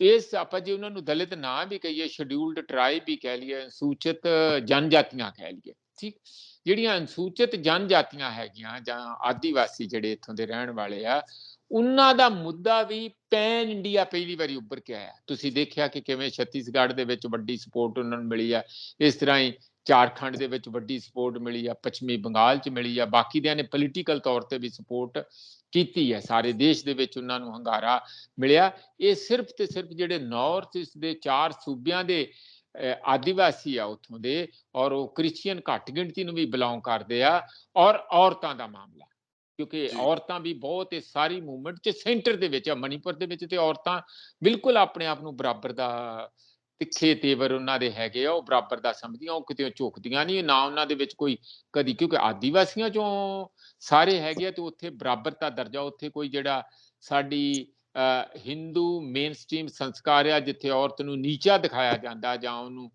ਪੈਟਰੀਆਰਕਲ ਸੁਸਾਇਟੀ, ਜਿਹੜੀ ਮਰਦ ਪ੍ਰਧਾਨ ਸੁਸਾਇਟੀ, ਉੱਥੇ ਇਸ ਤਰ੍ਹਾਂ ਨਹੀਂ ਹੈ, ਉਹ ਬਰਾਬਰ ਦੀਆਂ ਹਿੱਸੇਦਾਰ। ਇਸ ਕਰਕੇ ਉਹ ਮਾਮਲਾ ਵੀ ਉੱਥੋਂ ਇੱਕ ਅੱਗੇ ਚੱਲੂਗਾ ਸਾਰੇ ਦੇਸ਼ ਦੇ ਵਿੱਚ। ਜਾਣੀ ਉਹਦੀਆਂ ਜਿਹੜੀਆਂ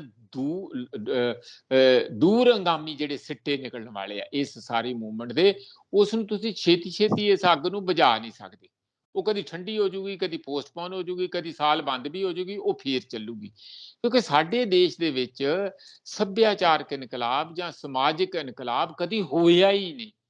ਧਰਮਾਂ ਦੇ ਨੇ ਬੜੀ ਕੋਸ਼ਿਸ਼ ਕੀਤੀ, ਉਹ ਕਦੀ ਨਹੀਂ ਹੋਇਆ। ਉਸ ਦਾ ਅਲੱਗ-ਅਲੱਗ ਰੂਪ ਦੇ ਵਿੱਚ ਮੈਂ ਦੇਖ ਰਿਹਾ ਕਿ ਕਦੀ ਇਸ ਤਰੀਕੇ ਨਾਲ ਮਣੀਪੁਰ ਦੇ ਇਸ਼ੂ ਤੇ, ਕਦੀ ਕਸ਼ਮੀਰ ਦੇ ਇਸ਼ੂ ਤੇ, ਕਦੀ ਘੱਟ ਗਿਣਤੀਆਂ ਦੇ ਇਸ਼ੂ ਤੇ, ਕਦੀ ਕਿਸਾਨਾਂ ਦੇ ਇਸ਼ੂ ਤੇ, ਕਦੀ ਮਜ਼ਦੂਰਾਂ ਦੇ ਇਸ਼ੂ ਤੇ, ਕਦੀ ਇਹ ਵੀ ਹੋ ਸਕਦਾ ਵੱਡੇ ਪੱਧਰ ਤੇ ਕੱਲ ਨੂੰ ਕੋਈ ਦਲਿਤਾਂ ਦੀ ਮੂਵਮੈਂਟ ਉੱਠੇ।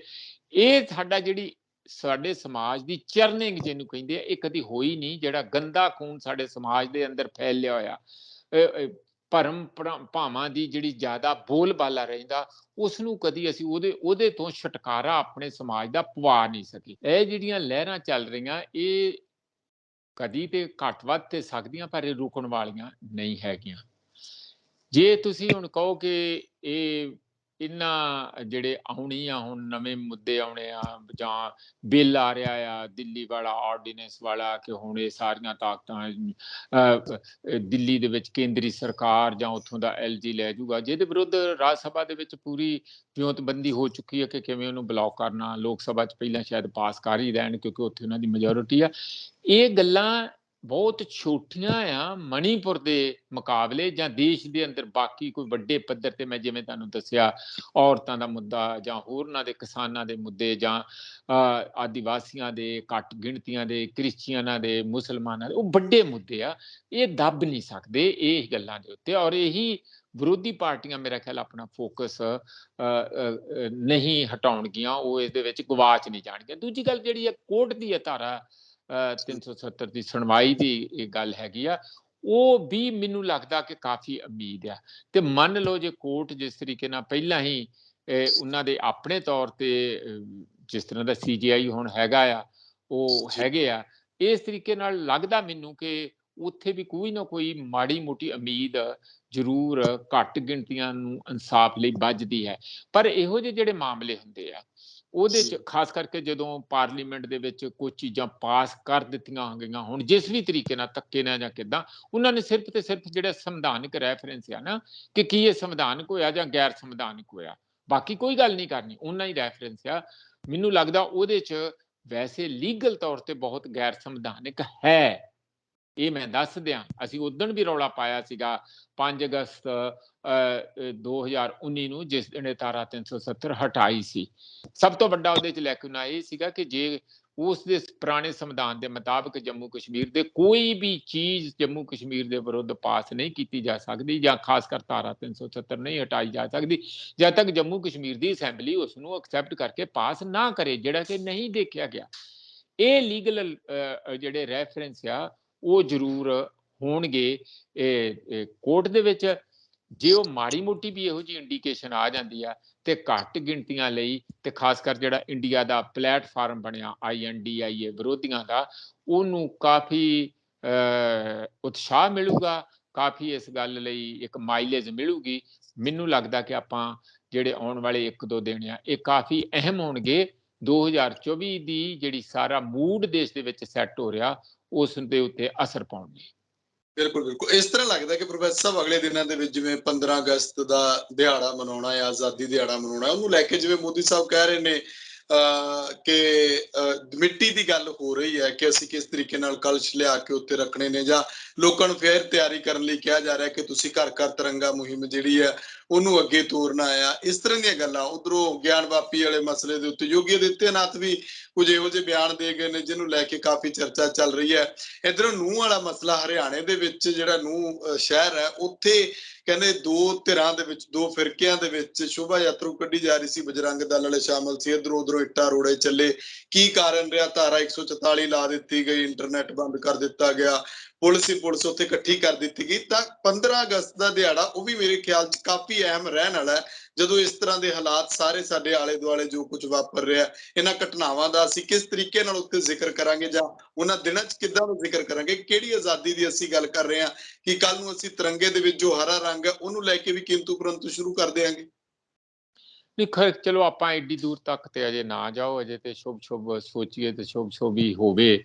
15 ਅਗਸਤ ਦੇ ਉੱਤੇ ਪ੍ਰਧਾਨ ਮੰਤਰੀ, ਤੁਹਾਨੂੰ ਪਤਾ, ਹਮੇਸ਼ਾ ਬੋਲਣ ਦੇ ਵਿੱਚ ਤੇ ਕਲਾਕਾਰ ਬਹੁਤ ਆ, ਖਾਸ ਕਰਕੇ ਜਦੋਂ ਮੀਡੀਆ ਅੱਗੇ ਸਵਾਲ ਕਰਨ ਵਾਲਾ ਨਾ ਹੋਵੇ, ਉੱਥੇ ਕੱਲਿਆਂ ਨੇ ਲੰਬੇ ਫਰਲੇ ਵਾਲੀ ਤੇ ਥੱਲੇ ਪਿੱਛੇ ਜੇ ਲੜ ਛੱਡ ਕੇ ਇੱਕ ਪੱਗ ਮੈਂ ਤੇ ਹਮੇਸ਼ਾ ਦੇਖਦਾ, ਉਹ ਬੰਨ ਕੇ ਪੱਖੇ ਚੱਲਦੇ ਹੋਣਗੇ, AC ਚੱਲਦੇ ਹੋਣਗੇ, ਸਾਰੇ ਜਹਾਨ ਦੇ ਲੋਕ ਅੱਗੇ ਬੈਠੇ ਹੋਣਗੇ। ਪ੍ਰਧਾਨ ਮੰਤਰੀ ਦਾ ਤੇ ਵੈਸੇ ਹੀ 2 ਦਿਨ ਪਹਿਲਾਂ ਹੀ ਤਿਆਰੀ ਸ਼ੁਰੂ ਹੋ ਜਾਂਦੀ ਮਾਨਸਿਕ ਤੌਰ ਤੇ ਕਿ ਐਤਕੀ ਕਿਹੜੀ ਹਵਾ ਛੱਡਣੀ ਆ ਤੇ ਕਿਹੜੀ ਹਵਾ ਕੱਢਣੀ ਆ। ਉਹ ਮਜ਼ੇ ਲੈਂਦੇ ਆ ਇਹਨਾਂ ਗੱਲਾਂ ਦੇ, ਕਿਉਂਕਿ ਉਹ ਭਾਸ਼ਣ ਦੀ ਕਲਾਕਾਰੀ ਉਹਨਾਂ ਕੋਲ ਹੈਗੀ। ਉਹ ਤੇ ਉਹ ਕੱਢ ਲੈਣਗੇ, ਕਿਉਂਕਿ ਸਾਰਾ ਦੇਸ਼ ਲਈ ਉਹ ਇੱਜ਼ਤ ਮਾਣ ਦਾ ਵੀ ਹੁੰਦਾ, ਤੇ ਉਹਦੇ ਚ ਕੋਈ ਕੰਟਰੋਵਰਸੀ ਹੁੰਦੀ ਵੀ ਨਹੀਂ ਹੈ, ਸਵਾਏ ਕਿ ਕੋਈ ਬਾਹਰੀ ਸ਼ਕਤੀਆਂ ਮਾੜਾ ਮੋਟਾ ਕਦੀ ਉਹ ਤੇ ਡਰ ਬਣਿਆ ਰਹਿੰਦਾ। ਪਰ ਜਿਹੜਾ ਹਰਿਆਣੇ ਹਾਲਾਤ ਮਣੀਪੁਰ ਵਾਲਾ ਹੈ, ਉਹ ਇਸ ਗੱਲ ਨੂੰ, ਜਾਂ ਜਿਸ ਤਰ੍ਹਾਂ ਸਾਡਾ ਸਾਰੇ ਵਿਦੇਸ਼ਾਂ ਦੇ ਵਿੱਚ ਉਹ ਅਸਰ ਗਿਆ, ਉਸ ਨੂੰ ਡੈਂਪਨਿੰਗ ਇਫੈਕਟ ਜਿਹਨੂੰ ਕਹਿੰਦੇ ਆ, ਉਸ ਤੇ ਥੋੜਾ ਪਾਣੀ ਤੇ ਫੇਰਦਾ। ਉਹਦੇ ਚ ਨਿਰਾਸ਼ਾ ਦਾ ਇੱਕ ਜ਼ਰੂਰ ਆਲਮ ਆ ਜਾਂਦਾ। ਦੂਸਰੇ ਪਾਸੇ ਜਿਹੜਾ ਨੂੰਹ ਵਾਲਾ ਹੈ ਨਾ, ਉਹ ਤੇ ਬਹੁਤ ਹੀ ਪਹਿਲਾਂ ਹੀ ਮੈਨੂੰ ਪਤਾ, ਮੈਂ ਉਸ ਏਰੀਏ ਦੀ ਸਟੱਡੀ ਕੀਤੀ ਹੋਈ ਹੈ ਸੁਖਵਿੰਦਰ। ਉੱਥੇ ਮੁਸਲਿਮ ਪੁਰਾਣੇ ਜਿਹੜੇ ਟ੍ਰਾਈਬਲ ਕਿਸਮ ਦੇ ਮੁਸਲਿਮ ਆ, ਉੱਥੇ ਉਹ ਹੈਗੇ ਆ, ਉਹਨਾਂ ਦਾ ਕੁਝ ਹਿੱਸਾ ਰਾਜਸਥਾਨ ਚ ਆ ਨਾਲ ਹੀ, ਤੇ ਕੁਝ ਉਹ ਉੱਥੇ ਹੈਗੇ ਆ। ਔਰ ਉਹ ਜਿਹੜੇ ਉੱਥੇ ਉਹ ਕਿਤੇ ਆਪਣਾ ਪ੍ਰੋਸੈਸ਼ਨ ਕੱਢ ਰਹੇ ਸੀ, ਉਹ ਪੱਥਰਬਾਜ਼ੀ ਹੋਣੀ। ਇਸ ਤਰ੍ਹਾਂ ਮੈਂ ਬੜੌਦਾ ਦੇ ਵਿੱਚ, ਅਹਿਮਦਾਬਾਦ ਦੇ ਵਿੱਚ, ਹੋਰ ਨਾ ਗੁਜਰਾਤ ਦੇ ਵਿੱਚ ਤੇ ਬਹੁਤ ਆਮ ਗੱਲ ਇਹ ਹੈਗੀ ਆ। ਕਈ ਵਾਰੀ ਤੁਹਾਨੂੰ ਪਤਾ ਮੁਜ਼ੱਫਰਨਗਰ ਦੇ ਵਿੱਚ ਵੀ ਇਹ ਬਹੁਤ ਹੋਇਆ ਸੀ, ਬੰਦੇ ਵੀ ਮਾਰੇ ਗਏ ਸੀ ਕਾਫੀ ਇਸ ਤਰ੍ਹਾਂ। ਤੇ ਉਹ ਜਗ੍ਹਾ ਜਗ੍ਹਾ ਜਿੱਥੇ ਵੀ ਕੁਛ ਰਾਈਟ ਫੰਡਾਮੈਂਟਲਿਸਟ ਜਿਨ੍ਹਾਂ ਨੂੰ ਕਹਿੰਦੇ ਆ, ਆਤੰਕੀ ਤੇ ਚਲੋ ਸ਼ਬਦ ਉਹ ਕਹਿਣਗੇ ਕਿ ਸਾਨੂੰ ਬਹੁਤ ਮਾੜਾ ਹੈ, ਤੇ ਵੈਸੇ ਆਤੰਕ ਵਾਲੀ ਗੱਲ ਹੀ ਹੁੰਦੀ, ਪਰ ਜੇ ਉਹ ਸ਼ਬਦ ਨਾ ਵੀ ਵਰਤੋ ਤੇ ਕੱਟੜਪੰਥੀਏ ਕਹੋ, ਜਿਹੜੇ ਰਾਈਟ ਕੱਟੜਪੰਥੀਏ ਹੈਗੇ ਆ, ਉਹ ਉੱਥੇ ਆਪਣੇ ਤੌਰ ਦੇ ਉੱਤੇ ਕਾਫੀ ਇਹੋ ਜਿਹੀਆਂ ਕਈ ਵਾਰੀ ਬਦਮਗਜੀ ਕਰਦੇ ਆ, ਤੇ ਉਹਦਾ ਰਿਜ਼ਲਟ ਇਹ ਨਿਕਲਦਾ ਆ ਕਿ ਕੋਈ ਨਾ ਕੋਈ ਖਹਿਬਾਜੀ। ਤੇ ਕਹਿੰਦੇ ਕਾਫੀ ਪੱਥਰ ਚੱਲੇ ਆ। ਪੁਲਿਸ ਦਾ ਜਿਸ ਤਰ੍ਹਾਂ ਯੂਜ਼ਲੀ ਇਹੋ ਹੀ ਰੋਲ ਹੁੰਦਾ ਕਿ ਉਹ ਬਹੁ ਗਿਣਤੀ ਦੇ ਜਾਂ ਸਰਕਾਰ ਦੇ ਮੂੰਹ ਵੱਲ ਵੇਖਦੀ ਹੈ। ਸੁਣਨ ਚ ਤੇ ਇਹ ਵੀ ਆਇਆ ਕਿ ਸ਼ਾਇਦ 2 ਬੰਦਿਆਂ ਦੀ ਡੈਥ ਹੋ ਗਈ ਹੈ, ਤੇ ਬਹੁਤ ਸਾਰੇ ਲੋਕ ਜ਼ਖਮੀ ਵੀ ਹੋਏ। ਇਹ ਮਾਹੌਲ ਜਦੋਂ ਪਾਰਲੀਮੈਂਟ ਦਾ ਸੈਸ਼ਨ ਚੱਲ ਰਿਹਾ ਹੋਵੇ, ਕੀ ਇਹ ਜਾਣਬੁੱਝ ਕੇ ਤੇ ਨਹੀਂ ਦੇਸ਼ ਦੇ ਅੰਦਰ ਇਹੋ ਜਿਹਾ ਮਾਹੌਲ ਪੈਦਾ ਕੀਤਾ ਜਾ ਰਿਹਾ? ਤੁਸੀਂ ਸੁਣੀ ਹੋਣੀ ਆ ਮਲਿਕ ਦੀ ਵੀ, ਜਿਹੜੇ ਗਵਰਨਰ ਰਹੇ ਆ ਜੰਮੂ ਕਸ਼ਮੀਰ ਦੇ, ਸਤਪਾਲ ਮਲਿਕ, ਉਹਨਾਂ ਨੇ ਵੀ ਇਹੋ ਜਿਹਾ ਖਦਸ਼ਾ ਪ੍ਰਗਟ ਕੀਤਾ ਹੈ ਕਿ ਜਿੰਨਾ ਬੀਜੇਪੀ ਇਸ ਵੇਲੇ ਕਾਰਨਰਡ ਮਹਿਸੂਸ ਕਰ ਰਹੀ ਹੈ, ਜਿੰਨਾ ਉਹ ਬਹੁਤ ਬਖਲਾਏ ਹੋਏ ਲੱਗਦੇ ਆ ਜਦੋਂ ਦਾ INDIA ਦਾ ਫਰੰਟ ਇੰਡੀਆ ਦਾ ਬਣ ਗਿਆ, ਤੇ ਖਾਸ ਕਰਕੇ ਜਿੰਨੀ ਭਰਸਨਾ ਜਾਂ ਜਿੰਨੀ ਓਏ ਤੋਏ ਮਣੀਪੁਰ ਦੇ ਇਸ਼ੂ ਦੇ ਉੱਤੇ, ਉਹ ਔਰਤਾਂ ਦੇ ਤੇ ਵੀ ਤੇ ਵੈਸੇ ਵੀ ਹੋਈ ਹੈ, ਘੱਟ ਗਿਣਤੀਆਂ ਦੇ ਜਿਹੜੇ ਨਿਪੀੜਨ ਤੇ ਹੋਈ ਹੈ, ਤਾਂ ਉਹ ਕਾਫੀ ਬੁਖਲਾਏ ਹੋਏ ਆ। ਤੇ ਲੱਗਦਾ ਹੈ ਸਤਪਾਲ ਉਹਨਾਂ ਦਾ ਕਹਿਣ ਦਾ, ਜਿਹਦਾ ਸਾਨੂੰ ਵੀ ਸ਼ੱਕ ਲੱਗਦਾ ਕਿ ਕੋਈ ਵੱਡਾ ਕਾਰਨਾਮਾ ਜਿਹਦੇ ਵਿੱਚ ਦੇਸ਼ ਦੇ ਵਿੱਚ ਵੱਡੀ ਉਥਲ ਪੁਥਲ ਸਮਾਜ ਦੇ ਵਿੱਚ ਪੈ ਜੇ, ਤੇ ਉਸੇ ਰੌਲੇ ਦੇ ਵਿੱਚ ਆਪਣੀਆਂ ਇਲੈਕਸ਼ਨਾਂ ਕਰਾ ਕੇ ਵੋਟਾਂ ਬਟੋਰਨ ਵਾਲੀ ਗੱਲ ਨਾ ਹੋਵੇ। ਜਿਵੇਂ ਰਾਜੀਵ ਗਾਂਧੀ ਹੁਣਾਂ ਨੇ 84 ਦੇ ਉਹ ਸਾਰੇ ਪ੍ਰਪੇਖ ਜਦੋਂ ਕੀਤਾ, ਤੇ 400 ਤੋਂ ਵੱਧ ਕਾਂਗਰਸ ਕਦੀ ਜ਼ਿੰਦਗੀ 'ਚ ਇੰਨੀਆਂ ਸੀਟਾਂ ਨਹੀਂ ਲੈ ਕੇ ਗਏ ਜਿੰਨੀਆਂ ਲੈ ਗਏ ਸੀ। ਇਸੇ ਤਰੀਕੇ ਨਾਲ ਪਿਛਲੀ ਵਾਰ ਬਾਲਾਕੋਟ ਸੀਗਾ, ਐਤਕੀ ਕੋਈ ਹੋਰ ਚੀਜ਼ ਇਹੋ ਜਿਹੀ ਨਾ ਕੱਢ ਲਈ ਜਾਏ ਜਿਹਦਾ ਡਰ ਆ। ਤੁਸੀਂ ਹੁਣ ਦੇਖਿਆ ਕਿ ਪਾਕਿਸਤਾਨ ਦੇ ਵਿੱਚ 42 ਲੋਕ ਮਾਰੇ ਗਏ ਆ, ਉੱਥੇ ਇੱਕ ਇਕੱਠ ਦੇ ਵਿੱਚ ਕਿਸੇ ਨੇ ਹਿਊਮਨ ਬੰਬ ਜਾਂ ਕਿੱਦਾਂ ਬੰਬ, ਸੁਸਾਈਡ ਬੰਬ ਜਿਹੜਾ ਉਹਦੇ 'ਚ ਚੱਲਿਆ। ਇੱਥੇ ਇਹੋ ਜਿਹੇ ਕੰਮ ਵੀ ਕਿਤੇ ਨਾ ਕਿਤੇ ਕੋਈ ਇਹੋ ਜਿਹੀਆਂ ਚੀਜ਼ਾਂ, ਸਾਡੇ ਵੀ ਸਲੀਪਰ ਸੈੱਲ ਸਾਰੀ ਜਗ੍ਹਾ ਇੱਕ ਦੂਜੇ ਦੇ ਉਹ ਕੰਮ ਕਰਨ ਲਈ ਹੁੰਦੇ ਆ ਸਰਕਾਰਾਂ ਜਦੋਂ ਚੱਲਦੀਆਂ, ਤੇ ਕਿਤੇ ਇਹੋ ਜਿਹਾ ਮਾਹੌਲ ਨਾ ਪੈਦਾ ਹੋ ਜੇ। ਨੂੰਹ ਦਾ ਉਹਨਾਂ ਡਰ ਨਹੀਂ ਹੈ ਸਾਨੂੰ ਜਿੰਨਾ ਉਸ ਜਿਹੀ ਕਿਤੇ ਦੇਸ਼ ਪੂਰੇ ਦੇ ਵਿੱਚ, ਕਿਉਂਕਿ ਬਹੁਤ ਸਾਰੇ ਲੋਕ ਪਹਿਲਾਂ ਹੀ ਥੱਲੇ ਮਾਨਸਿਕਤਾ ਪੈਦਾ ਹੋ ਚੁੱਕੀ ਆ, ਕਰ ਦਿੱਤੀ ਗਈ ਪਿਛਲੇ 8-9 ਸਾਲਾਂ 'ਚ। ਉਹਨੂੰ ਮਾੜਾ ਜਿਹਾ ਟ੍ਰਿਗਰ ਪੁਆਇੰਟ ਦੀ ਲੋੜ ਆ, ਫਿਰ ਉਹ ਕਿਸੇ ਦੇ ਵੀ ਕੰਟਰੋਲ 'ਚ ਰਹਿਣਾ ਨਹੀਂ। ਤੇ ਇਸ ਲਈ ਚੰਗੀ ਗੱਲ ਇਹ ਹੈ ਕਿ 15 ਅਗਸਤ ਤੋਂ ਪਹਿਲਾਂ ਪਹਿਲਾਂ ਖਾਸ ਕਰਕੇ, ਤੇ ਵੈਸੇ ਵੀ ਚੋਣਾਂ ਤੱਕ ਕੋਈ ਇਹੋ ਜਿਹੀ ਵੱਡੀ ਮੰਦਭਾਗੀ ਘਟਨਾ ਹੋਣ ਤੋਂ ਸਾਰਿਆਂ ਨੂੰ ਸਤਰਕ ਰਹਿ ਕੇ ਬਚਣਾ ਵੀ ਚਾਹੀਦਾ ਤੇ ਬਚਾਉਣਾ ਵੀ ਚਾਹੀਦਾ। ਪਰ ਇਹ ਬੜੀ ਮਾੜੀ ਗੱਲ ਹੈ ਕਿ ਪਾਰਲੀਮੈਂਟ ਦਾ ਸੈਸ਼ਨ ਆਨ ਹੋਵੇ, ਪਹਿਲਾਂ ਹੀ ਮਣੀਪੁਰ ਦਾ ਇੰਨਾ ਮੁੱਦਾ ਭਖਿਆ ਹੋਵੇ, ਔਰ ਦੂਜੇ ਪਾਸੇ ਇਹ ਕਿਹੜੇ ਬੰਦੇ ਆ ਜਿਨ੍ਹਾਂ ਨੇ ਇਸ ਵੇਲੇ ਫਿਰ ਇੱਕ ਨਵਾਂ ਘੱਟ ਗਿਣਤੀ ਤੇ ਬਹੁ ਗਿਣਤੀ ਦਾ ਆਪਸੀ ਖਹਿਬਾਜੀ ਤੇ ਨਫ਼ਰਤ ਤੇ ਪੱਥਰਬਾਜੀ ਇਹੋ ਜਿਹਾ ਮੁੱਦਾ ਖੜਾ ਕੀਤਾ। ਇਹ ਤੇ ਇੰਜ ਲੱਗਦਾ ਕਿ ਜਾਣ ਬੁੱਝ ਕੇ ਹੀ ਕਿਸੇ ਨਾ ਕਿਸੇ ਤਰੀਕੇ ਦੇ ਨਾਲ ਦੇਸ਼ ਦੇ ਮਾਹੌਲ ਨੂੰ ਖਰਾਬ ਕਰਨ ਦੀਆਂ ਕੋਸ਼ਿਸ਼ਾਂ ਕੀਤੀਆਂ ਜਾ ਰਹੀਆਂ। ਬਿਲਕੁਲ ਬਿਲਕੁਲ, ਜਿਹੜੀ ਦੋ ਮੌਤਾਂ ਦੀ ਗੱਲ ਹੈ ਉਹ ਅਸੀਂ ਕਨਫਰਮ ਤਾਂ ਨਹੀਂ ਕਰਦੇ, ਕਿਉਂਕਿ ਇਧਰੋਂ ਉਧਰੋਂ ਖਬਰਾਂ ਕਈ ਵਾਰੀ ਅਫਵਾਹਾਂ ਨਿਕਲ ਕੇ ਸਾਹਮਣੇ ਆਉਂਦੀਆਂ। ਤੁਸੀਂ ਵੀ ਜਿਹੜਾ ਆ ਜੋ ਹਰਿਆਣੇ ਵਾਲੇ ਪਾਸੋਂ ਇਸ ਤਰ੍ਹਾਂ ਦੀ ਕੋਈ ਵੀਡੀਓਜ਼ ਆਉਂਦੀ ਉਹਨੂੰ ਅੱਗੇ ਨਾ ਫੈਲਾਓ। ਹਾਲ ਦੀ ਘੜੀ ਸਥਿਤੀ ਜਿਹੜੀ ਆ ਉਹਦੇ ਉੱਤੇ ਸਰਕਾਰ ਕੰਟਰੋਲ ਕਰਨ ਦੀ ਜਾਂ ਪ੍ਰਸ਼ਾਸਨ ਕੰਟਰੋਲ ਕਰਨ ਦੀ ਕੋਸ਼ਿਸ਼ ਕਰ ਰਿਹਾ, ਪਰ ਉੱਥੇ ਵਾਪਰਿਆ ਕੀ ਹੈ ਉੱਥੋਂ ਦੇ ਲੋਕ ਬਿਹਤਰ ਜਾਣਦੇ ਹੋਣਗੇ, ਜਾਂ ਹੌਲੀ ਹੌਲੀ ਜਦੋਂ ਮੀਡੀਆ ਦੇ ਵਿੱਚ ਸਾਹਮਣੇ ਆਏਗਾ। ਜਿਵੇਂ ਮਣੀਪੁਰ ਬਾਰੇ ਪਹਿਲਾਂ ਬੜਾ ਰੌਲਾ ਪੈਂਦਾ ਰਿਹਾ, ਕਿਸੇ ਨੇ ਬਹੁਤੀ ਗੱਲ ਗੌਲੀ ਨਹੀਂ, ਤੇ ਇੰਨੇ ਮਹੀਨਿਆਂ ਬਾਅਦ ਜਦੋਂ ਇੱਕ ਵੀਡੀਓ ਸਾਹਮਣੇ ਆਈ ਤਾਂ ਉਹਦੇ ਉੱਤੇ ਇੱਕ ਉਬਾਲ ਜਿਹੜਾ ਆ ਯਕੀਨਨ ਤੌਰ ਦੇ ਉੱਤੇ ਲੋਕਾਂ ਦੇ ਵਿੱਚ ਜ਼ਰੂਰ ਨਿਕਲ ਕੇ ਸਾਹਮਣੇ ਆਉਂਦਾ। ਅਸੀਂ ਹੁਣ ਪ੍ਰੋਫੈਸਰ ਸਾਹਿਬ ਆਖਰੀ ਖਬਰ ਦੀ ਗੱਲ ਕਰਦੇ ਹਾਂ, ਦੇਸ਼ 'ਚ ਕੀ ਵਾਪਰ ਰਿਹਾ ਤੇ ਪੰਜਾਬ 'ਚ ਕੀ ਵਾਪਰ ਰਿਹਾ। ਮੁੱਖ ਮੰਤਰੀ ਭਗਵੰਤ ਮਾਨ ਤਾਂ ਕਹਿ ਰਹੇ ਨੇ ਕਿ ਹੁਣ ਅਸੀਂ ਦਿੱਲੀ ਦੇ ਵਿੱਚ ਜਿਹੜੀ ਟੱਕਰ ਲਾਈ ਬੈਠੇ ਆ ਉਹਦਾ ਵੀ ਹੱਲ ਕੱਢਣਾ, ਉੱਥੇ ਵੀ ਪੰਜਾਬ ਦੀ ਜ਼ਿੰਮੇਵਾਰੀ ਬਹੁਤ ਵੱਡੀ ਹੋ ਗਈ, ਅਸੀਂ ਉੱਧਰ ਵੀ ਜਾ ਰਹੇ ਹਾਂ। ਪਰ ਪੰਜਾਬ 'ਚ ਕੀ ਹੋ ਰਿਹਾ, ਤੁਸੀਂ ਇੱਕ ਬਿਆਨ ਦੇ ਦਿੰਦੇ ਹੋ, ਤੁਸੀਂ ਇੱਕ ਭਾਸ਼ਣ ਦੇ ਵਿੱਚ ਜਾਂ ਹਰੇਕ ਭਾਸ਼ਣ ਦੇ ਵਿੱਚ ਆ ਕੇ ਮਨਪ੍ਰੀਤ ਸਿੰਘ ਬਾਦਲ ਹੋਰਾਂ ਨੂੰ ਜਾਂ ਕਿਸੇ ਵੀ ਸਿਆਸੀ ਧਿਰ ਨੂੰ ਜਦੋਂ ਟਾਰਗੇਟ ਕਰਦੇ ਹੋ ਤਾਂ ਉਹ ਇੱਕ ਹੇਠਲੇ ਪੱਧਰ ਤੇ ਸਾਰੀ ਚਰਚਾ ਪਹੁੰਚ ਜਾਂਦੀ ਹੈ। ਤੂੰ ਕੌਣ, ਮੈਂ ਖਾਮਖਾ, ਮੈਂ ਤੂੰ ਮੈਂ, ਇਹ ਤੂੰ ਮੈਂ ਵਾਲੀ ਚਰਚਾ ਚੱਲਦੀ ਰਹਿੰਦੀ ਹੈ। ਕੋਈ ਸਿੱਟੇ ਤੇ ਨਿਕਲਦਾ ਨਜ਼ਰ ਨਹੀਂ ਆਉਂਦਾ। ਏਦਾਂ ਲੱਗਦਾ ਕਿ ਜਾਣ ਬੁੱਝ ਕੇ ਕਿਸੇ ਇੱਕ ਨੂੰ ਉਭਾਰਿਆ ਜਾ ਰਿਹਾ ਕਿ ਉਹਨੂੰ ਲੋਕਾਂ ਦੀ ਨਜ਼ਰਾਂ 'ਚ ਬਹੁਤ ਵੱਡਾ ਕੀਤਾ ਜਾਵੇ। ਫਿਰ ਉਹ ਕੱਚੇ ਅਧਿਆਪਕਾਂ ਵਾਲਾ ਮਸਲਾ, ਉਹ ਵਿਚਾਰੇ ਜਿਹੜੇ ਤਾਂ ਪੱਕੇ ਹੋ ਗਏ ਉਹ ਆਪਣੇ ਢੰਗ ਨਾਲ ਸਰਕਾਰ ਦੀ ਸ਼ੋਭਾ ਕਰ ਰਹੇ ਨੇ, ਤੇ ਜਿਹੜੇ ਦੂਜੇ ਕੱਚੇ ਰਹਿ ਗਏ, ਮੁੱਖ ਮੰਤਰੀ ਕਹਿ ਤਾਂ ਰਹੇ ਨੇ ਕਿ ਅਸੀਂ, ਮੇਰਾ ਜੀ ਕਰਦਾ ਕਿ ਉਹਨਾਂ ਤੋਂ ਮੈਂ ਮਾਫੀ ਮੰਗਾ, ਅਸੀਂ ਮਾਫੀ ਮੰਗਦੇ ਹਾਂ, ਸਾਨੂੰ ਮਾਫੀ ਮੰਗਣੀ ਚਾਹੀਦੀ ਹੈ। ਪਰ ਉਹ ਕਈ ਜਿਹੜੇ ਅੱਜ ਵੀ ਫੂਕ ਰਹੇ ਨੇ ਕਿ ਸਾਨੂੰ ਇਹ ਮਨਜ਼ੂਰ ਨਹੀਂ ਹੈਗਾ। ਹੋਰ ਮਸਲਾ ਕੀ ਹੈ, ਪੰਜਾਬ ਡੁੱਬ ਰਿਹਾ ਆ, ਕਿਸਾਨਾਂ ਦੀ ਫਸਲ ਮਰ ਚੁੱਕੀ ਹੈ, ਮਜ਼ਦੂਰ ਵਿਚਾਰੇ ਦਿਹਾੜੀਆਂ ਉਹਨਾਂ ਦੀਆਂ ਨਹੀਂ ਲੱਗਣੀਆਂ, ਕਿਸਾਨ ਨਹੀਂ ਬਸੂਗਾ ਤੇ ਮਜ਼ਦੂਰ ਕਿੱਥੋਂ ਬਸ ਜਾਣਗੇ। ਸਭ ਪਾਸੇ ਉਜ਼ਾਰ ਹੈ। ਉਹ ਝੋਟੇ ਵਾਲਾ ਮਸਲਾ, ਪਿੰਡ ਪਿੰਡ ਕਹਿੰਦੇ ਝੋਟਾ ਖੁੱਲਿਆ ਹੋਇਆ, ਕਹਿਣ ਤੋਂ ਭਾਵ ਕਿ ਲੋਕ ਜਿਹੜੇ ਨੇ ਪਿੰਡ ਪਿੰਡ ਠੀਕਰੀ ਪਹਿਰਾ ਦੇ ਰਹੇ ਨੇ। ਵੀਡੀਓਜ਼ ਆ ਰਹੀਆਂ, ਜਨਤਕ ਹੋ ਰਹੀਆਂ, ਵੱਡੇ ਮੇਨ ਸਟ੍ਰੀਮ ਦਾ ਜਿਹੜਾ ਮੀਡੀਆ ਉਹ ਵੀ ਦਿਖਾ ਰਿਹਾ ਕਿ ਨਸ਼ਿਆਂ ਨੂੰ ਲੈ ਕੇ ਪੰਜਾਬ 'ਚ ਕੀ ਹਾਲ ਹੈ।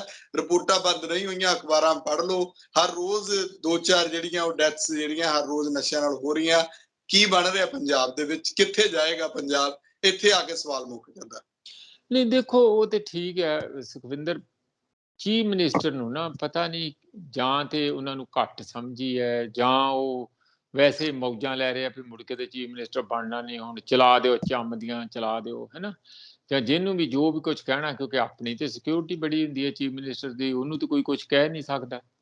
ਤੇ ਤੁਸੀਂ ਜਿਹੜਾ ਜ਼ਿੰਦਗੀ 'ਚ ਕਿਸੇ ਪ੍ਰਤੀ ਵੀ ਕੋਈ ਮਾੜਾ ਮੋਟਾ ਦਵੇਸ਼ ਜਾਂ ਰੱਖਿਆ ਹੋਇਆ ਉਹਨੂੰ ਠੋਕ ਦਿਓ, ਹੁਣ ਜੋ ਕਹਿਣਾ ਕਹਿ ਲਓ। ਇਹ ਤੇ ਕੋਈ ਬਹੁਤੀ ਚੰਗੀ ਗੱਲ ਨਹੀਂ ਹੈ। ਲੋਕਾਂ ਨੇ ਤੇ ਚੀਫ ਮਿਨਿਸਟਰ ਬਣਾਇਆ ਕੋਈ ਨਿੱਜੀ ਕਿਹੜਾ ਕੱਢਣ ਲਈ, ਉਹਨੂੰ ਕਹਿ ਦਿਓ, ਤੁਮਤ ਲਾ ਦਿਓ, ਉਹਦੇ ਤੇ ਕੱਸ ਦਿਓ, ਕੁਛ ਵਿਅੰਗ ਕੱਸ ਦਿਓ, ਇਹ ਮਸ਼ਕਰੇਬਾਜ਼ੀ ਕਰ ਦਿਓ। ਇਹਦਾ ਅਸੀਂ ਤੇ ਰੋਜ਼ ਹੀ ਕਹਿੰਦੇ ਆ, ਤਕਰੀਬਨ ਕਿਸੇ ਨਾ ਕਿਤੇ ਮੈਂ ਤੇ ਜ਼ਰੂਰ ਕਹਿੰਦਾ ਵੀ ਇਹ ਬੰਦ ਹੋਣਾ ਚਾਹੀਦਾ। ਉਹ ਫੇਰ ਆਦਤ ਹੈ ਨਾ, ਜਿਹੜੀ ਰੱਸੇ ਚੱਬਣ ਦੀ ਇੱਕ ਵਾਰੀ ਆਦਤ ਪੈ ਜੇ ਫਿਰ ਉਹ ਹਟਦੇ ਨਹੀਂ ਹੈ।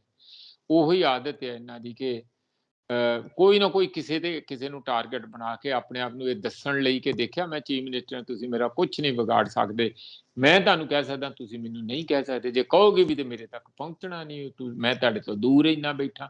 ਇਹੋ ਜਿਹੀਆਂ ਗੱਲਾਂ ਜੋ ਚੱਲ ਰਹੀਆਂ ਬਚਗਾਨਾ ਹੈਗੀਆਂ। ਸਾਨੂੰ ਆਪਣਾ ਟਾਈਮ ਇਹਨਾਂ ਗੱਲਾਂ ਤੇ ਨਹੀਂ ਖਰਾਬ ਕਰਨਾ ਚਾਹੀਦਾ। ਦੋ ਬੰਦੇ ਤੇ ਬਹੁਤ ਹੀ ਤੇਵਰ ਤਿੱਖੇ ਕਰਕੇ ਤੂੰ ਮੈਂ ਦੇਖ ਲਾਂਗੇ, ਭਜਾ ਦਿਆਂਗੇ, ਮਾਰ ਦਿਆਂਗੇ, ਸੁੱਟ ਲਿਆਂਗੇ, ਇਸ ਪੱਧਰ ਤੇ ਆ ਗਈ ਹੈ। ਉਹਨਾਂ ਚੋਂ ਇੱਕ ਮਨਪ੍ਰੀਤ ਬਾਦਲ ਹੈ, ਦੂਸਰਾ ਸੁਖਪਾਲ ਸਿੰਘ ਖਹਿਰਾ। ਹੁਣ ਹੋਰ ਕਿਹੜੇ ਕਿਹੜੇ ਨਾਲ ਆਪਣੇ ਭਗਵੰਤ ਮਾਨ ਹੁਣੀ ਉਹਨਾਂ ਦੇ ਨਾਲ ਕਿਹੜੇ ਬੰਦੇ ਖੜੇ ਕਰਦੇ ਆ ਆਪਣੀ ਇਹੋ ਜਿਹੀਆਂ ਆਦਤਾਂ ਕਰਕੇ, ਇਹ ਤੇ ਭਗਵੰਤ ਮਾਨ ਹੁਣੀ ਜਾਣਨ।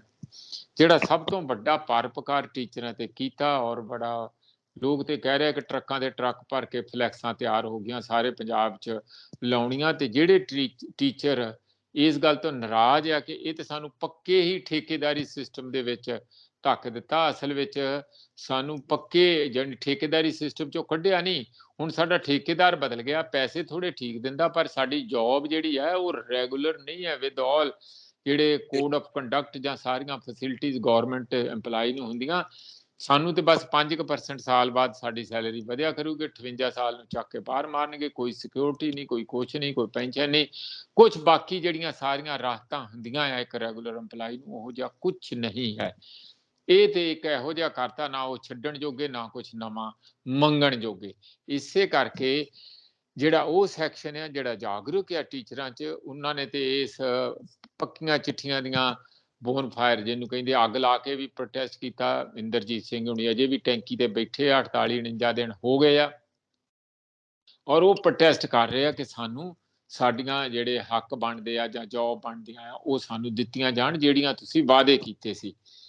ਕੁਝ ਟੀਚਰ ਜਿਹੜੇ ਜ਼ਰੂਰ ਉਹ ਜਿਹੜੇ ਆ ਉਹਨਾਂ ਨੇ ਫੋਨ ਕਰਕੇ ਕਿਹਾ ਰੱਬ ਤੁਹਾਡਾ ਭਲਾ ਕਰੇ ਭਗਵੰਤ ਮਾਨ ਜੀ, ਅਸੀਂ ਤੇ ਬਿਲਕੁਲ ਹੀ ਬੇਉਮੀਦੀਆਂ ਹੋਈ ਬੈਠੀਆਂ ਸੀਗੀਆਂ ਤੇ ਤੁਸੀਂ ਸਾਡੀ ਤਨਖਾਹ ਵਧਾਤੀ। ਭਗਵੰਤ ਮਾਨ ਹੁਣੀ ਇੱਕ ਸਾਡੇ ਲੋਕਾਂ ਨੂੰ ਝੂਠ ਬਹੁਤ ਬੋਲਣ ਦਾ, ਇੱਕ ਕੈਟੇਗਰੀ ਦੇ ਜਿਨ੍ਹਾਂ ਦੇ 6000 ਰੁਪਏ, ਜਦ ਕਿ ਇੱਕ ਮਜ਼ਦੂਰ ਦੀ ਤਨਖਾਹ 10000 ਰੁਪਏ ਤੋਂ ਉੱਪਰ ਆ ਘੱਟੋ ਘੱਟ, ਤੇ ਇੱਕ ਟੀਚਰ ਨੂੰ 6000 ਦਿੰਦੇ ਸੀ, ਉਹਨਾਂ ਨੇ ਉਹਦੀ ਤਨਖਾਹ ਵਧਾ ਕੇ 18000 ਕਰਤੀ। ਬਾਕੀ ਸਾਰਿਆਂ ਦੀ ਦੁੱਗਣੀ ਪਲੱਸ 1500 ਕੀਤੀ ਹੈ ਨਾ। ਕਿੰਨੀ ਵਾਰੀ ਆਪਾਂ ਗੱਲ ਕੀਤੀ, ਕਹੀ ਜਾਂਦੇ ਅਸੀਂ ਸਾਰਿਆਂ ਨੂੰ ਕਹੀ ਜਾਂਦੇ ਅਸੀਂ 3 ਗੁਣਾ ਕਰਤੀ, ਅਸੀਂ 3 ਗੁਣਾ ਕਰਤੀ। ਵੀ ਕਿਹੜੇ 3 ਗੁਣਾ ਕਰਤੀ? ਕਿਉਂ ਝੂਠ ਬੋਲਦੇ ਆ ਤੁਸੀਂ?